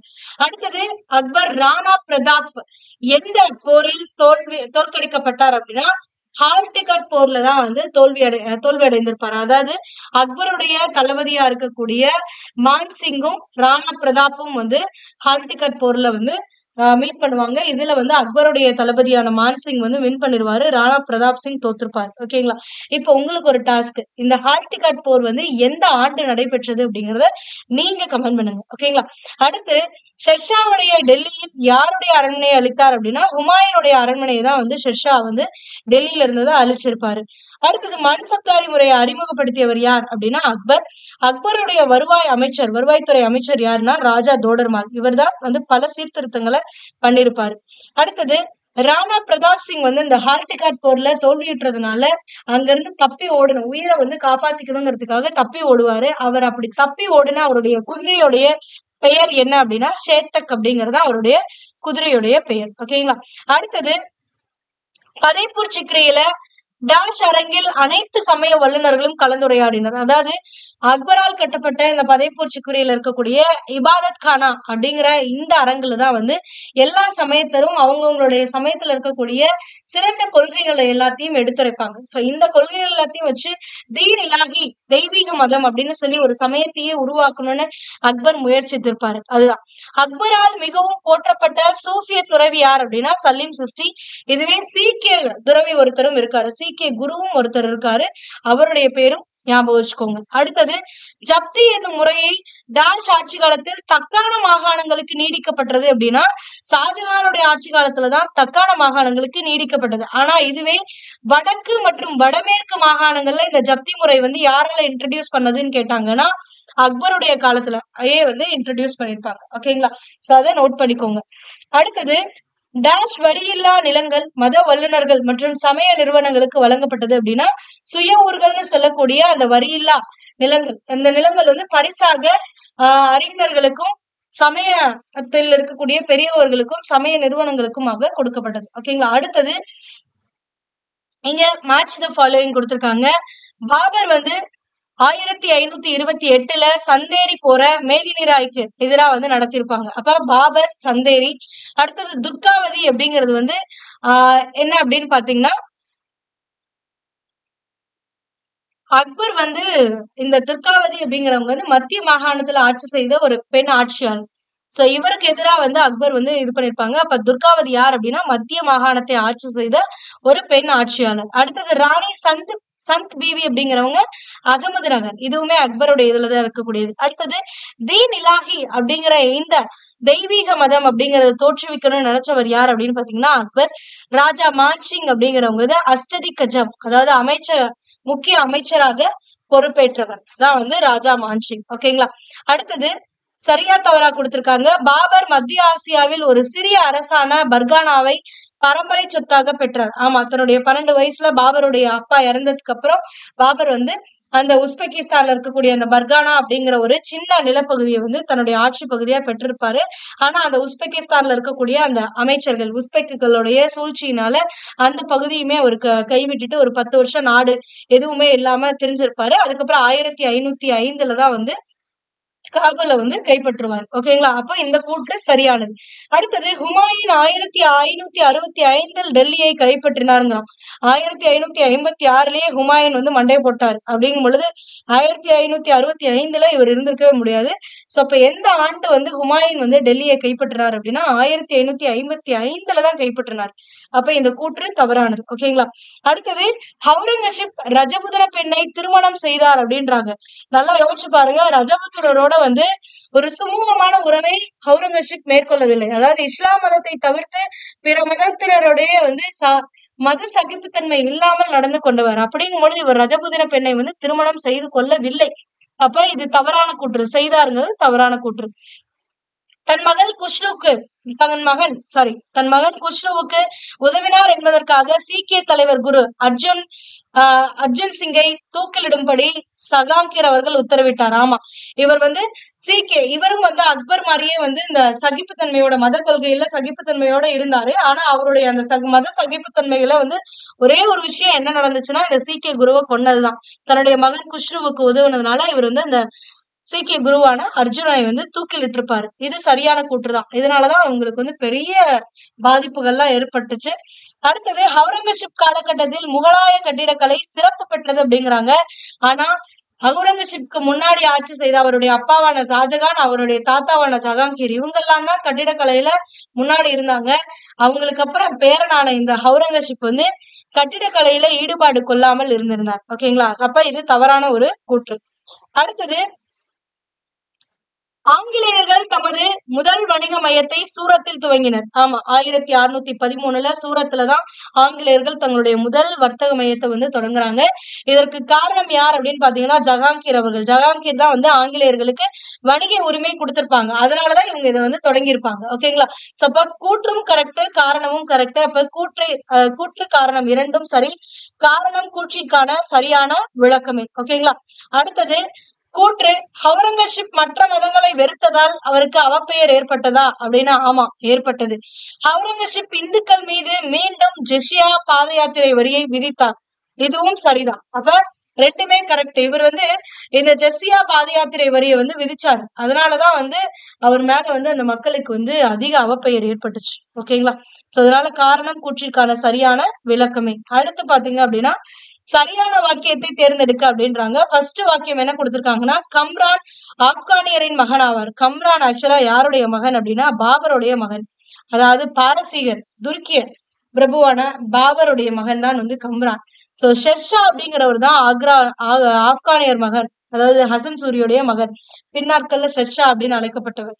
சோ அவர் பீகார்ல இருக்கக்கூடிய சசாராமத்துடைய ஆட்சியாளரா இருந்தவர் தான் இந்த ஹசன் சூரி. இவருடைய பையன் பேரு ஷெர்ஷா, கம்ரான் கிடையாது. சோ அப்ப இந்த முதல் கூற்று தவறானது. ஓகேங்களா? அடுத்தது, அக்பர் இந்துக்களின் மீதான ஜெஸ்ஸியா வரி மற்றும் பாத யாத்திரை வரியை ரத்து செய்தாரா அப்படின்னா ஆமா, ரத்து செய்தார். முதல்ல இந்தியாவுல ஜிஸ்யா வரியை விதித்தவர் யார் அப்படின்னா டெல்லி சுல்தானியத்தின் முதல் ஆட்சியாளரான குத்புதீன் ஐபக் அவர்கள் தான் விதித்திருப்பாங்க. சோ அதை தொடர்ந்து அப்படியே பின் வந்துகிட்டே இருக்கும். அது பின்னால அக்பர் ஒழிச்சிருப்பாரு. அக்பருக்கு அப்புறம் அவுரங்கசீப் மறுபடியும் அதை நடைமுறைப்படுத்தியிருப்பாரு. அவுரங்கசீப் தனது 3 சகோதரர்களை கொன்றுவிட்டு ஆட்சி கட்டிலில் அமர்ந்தார் அப்படின்னா ஆமா, 3 பேர், மொத்தம் 4 பேர் ஷாஜகானுடைய பிள்ளைங்க. அந்த 4 பேர்ல 3 பேரை கொன்னுட்டு தான் அவுரங்கசீப் ஆட்சியில அமர்ந்திருப்பாரு. அப்ப 2வது கூற்று 3வது கூற்று சரியானது. ஓகேங்களா? இளவரசர் அக்பர் சிவாஜியின் இளவரசர் அக்பர்ங்கிறது யாருன்னு பாத்தீங்கன்னா அவுரங்கசீப்புடைய மகன். ஓகேங்களா? அக்பரை நினைச்சிடாதீங்க, அக்பர் வேற, இளவரசர் அக்பர் வேற. அவுரங்கசீப்புடைய மகனான இளவரசர் அக்பர் சிவாஜியுடைய மகனான சாம்பாஜியோட தக்காணத்தில் ஒப்பந்தம் செய்து கொண்டாரானா ஆமா, ஒப்பந்தம் செய்து கொண்டு தான் இவர் பல கழகங்களை மூட்டி கொண்டிருந்தார். சோ அதனாலதான் 1689ல தக்காணத்தை நோக்கி படையெடுத்து வந்தார் அவுரங்கசீப். ஓகேங்களா? சோ இதுதான். அப்ப 2வது 3வது 4வது கூற்றுக்கள் சரியானது. ஓகேங்களா? அடுத்தது கால வரிசைப்படி போர்களை வரிசைப்படுத்துக. கன்வா போர் 1527 நடந்துச்சு. சௌசா 1539, ஹுமாயூன் வெர்சஸ் ஷெர்ஷா. அடுத்தது கன்னோசி போர் 1540, இதுவும் ஹுமாயூன் வெர்சஸ் ஷெர்ஷா. சந்தேரி போர் பாபர் வெர்சஸ் மேதினி ராய் 1528. சோ அப்ப ஃபர்ஸ்ட் எது நடந்துச்சு அப்படின்னா கன்வா போர். அப்ப 1, 4, 2, 3 அப்படிங்கறதா சரியான காலவரிசை. அடுத்தது நிர்வாக அமைப்பு அப்படின்னா சுபாக்கள் சர்க்காராக பிரிக்கப்படுது. அந்த சர்க்கார்கள் தான் பர்கானாவாக பிரிக்கப்பட்டிருந்துச்சு. அடுத்தது இங்க தந்தை கொடுத்திருக்காங்க, அவங்களுடைய மகன்களோட பொறுத்த சொல்றாங்க. அக்பருடைய மகன் யார் அப்படின்னு பாத்தீங்கன்னா ஜஹாங்கீர். தௌலகான் லோடியோட மகன் யாருன்னா தில்வார் கான். சோ இவங்கதான் இந்த முகலாயர்கள் இந்தியா மீது போர் தொடுத்து வரணும், டெல்லி சுல்தானியத்திற்கான இப்ராஹிம் லோடியோட ஆட்சியை முடிவுக்கு கொண்டு வரணும்னு ஒரு கட்டம் கட்டினவர்கள். சோ இவர்கள் தான். அடுத்தது ஹசன் சூரியோடைய மகன் தான் ஷெர்ஷா அவர்கள். 3வது பாபருடைய மகன் யார் அப்படின்னு பாத்தீங்கன்னா ஹுமாயூன். அடுத்தது உதய் சிங், ராணா உதய் சிங்கோடைய மகன் ராணா பிரதாப் சிங். சோ இவங்கதான். ஓகேங்களா? சோ இதுதான் உங்களுக்கு 7th ஸ்டாண்டர்ட் டேர்ம் 2 புக்ல கொடுத்திருக்கக்கூடிய முகலாயர்கள். இந்த பகுதியை நீங்க தெளிவா பாத்துட்டீங்க அப்படின்னாவே 11th ஸ்டாண்டர்ட் படிக்கும் பொழுது உங்களுக்கு ரொம்பவே எளிமையா இருக்கும். 11th ஸ்டாண்டர்ட் கிட்டத்தட்ட உங்களுக்கு அதிகமான பேஜஸ் இருக்கக்கூடிய ஒரு பகுதின்னு சொல்லலாம். ஒரு 25 பக்கங்கள் இருக்கக்கூடியது ஒரு பெரிய லெசன். ஒரு 2-3 பார்ட்டாவது போகும். அதாவது 14 பக்கம் இருக்கக்கூடிய இதுவே 2 பார்ட் போயிருக்கு அப்படின்னா அது 2-3 பார்ட்டாவது வீடியோ கிளாஸஸா போகும். அது அடுத்த வகுப்புல நம்ம பார்க்கலாம். ஓகேங்களா? சோ அப்ப 11th ஸ்டாண்டர்ட்ல என்ன கொடுத்திருக்காங்க, இதை விட கொஞ்சம் டீடைல் எக்ஸ்ட்ரா இருக்கும். அதாவது இந்த போர்களை பத்தி எல்லாம் விரிவா கொடுத்திருப்பாங்க. மராத்தியர்களோட நடந்தது, அவுரங்கசீப்க்கு. சோ இதெல்லாமே விரிவா கொடுத்திருப்பாங்க. நிர்வாகத்தை பத்தியும் விரிவான கருத்துக்களை கொடுத்திருப்பாங்க. அதெல்லாம் நம்ம அடுத்த வகுப்புல பார்க்கலாம். For more videos, stay tuned with BA Book. Thank you.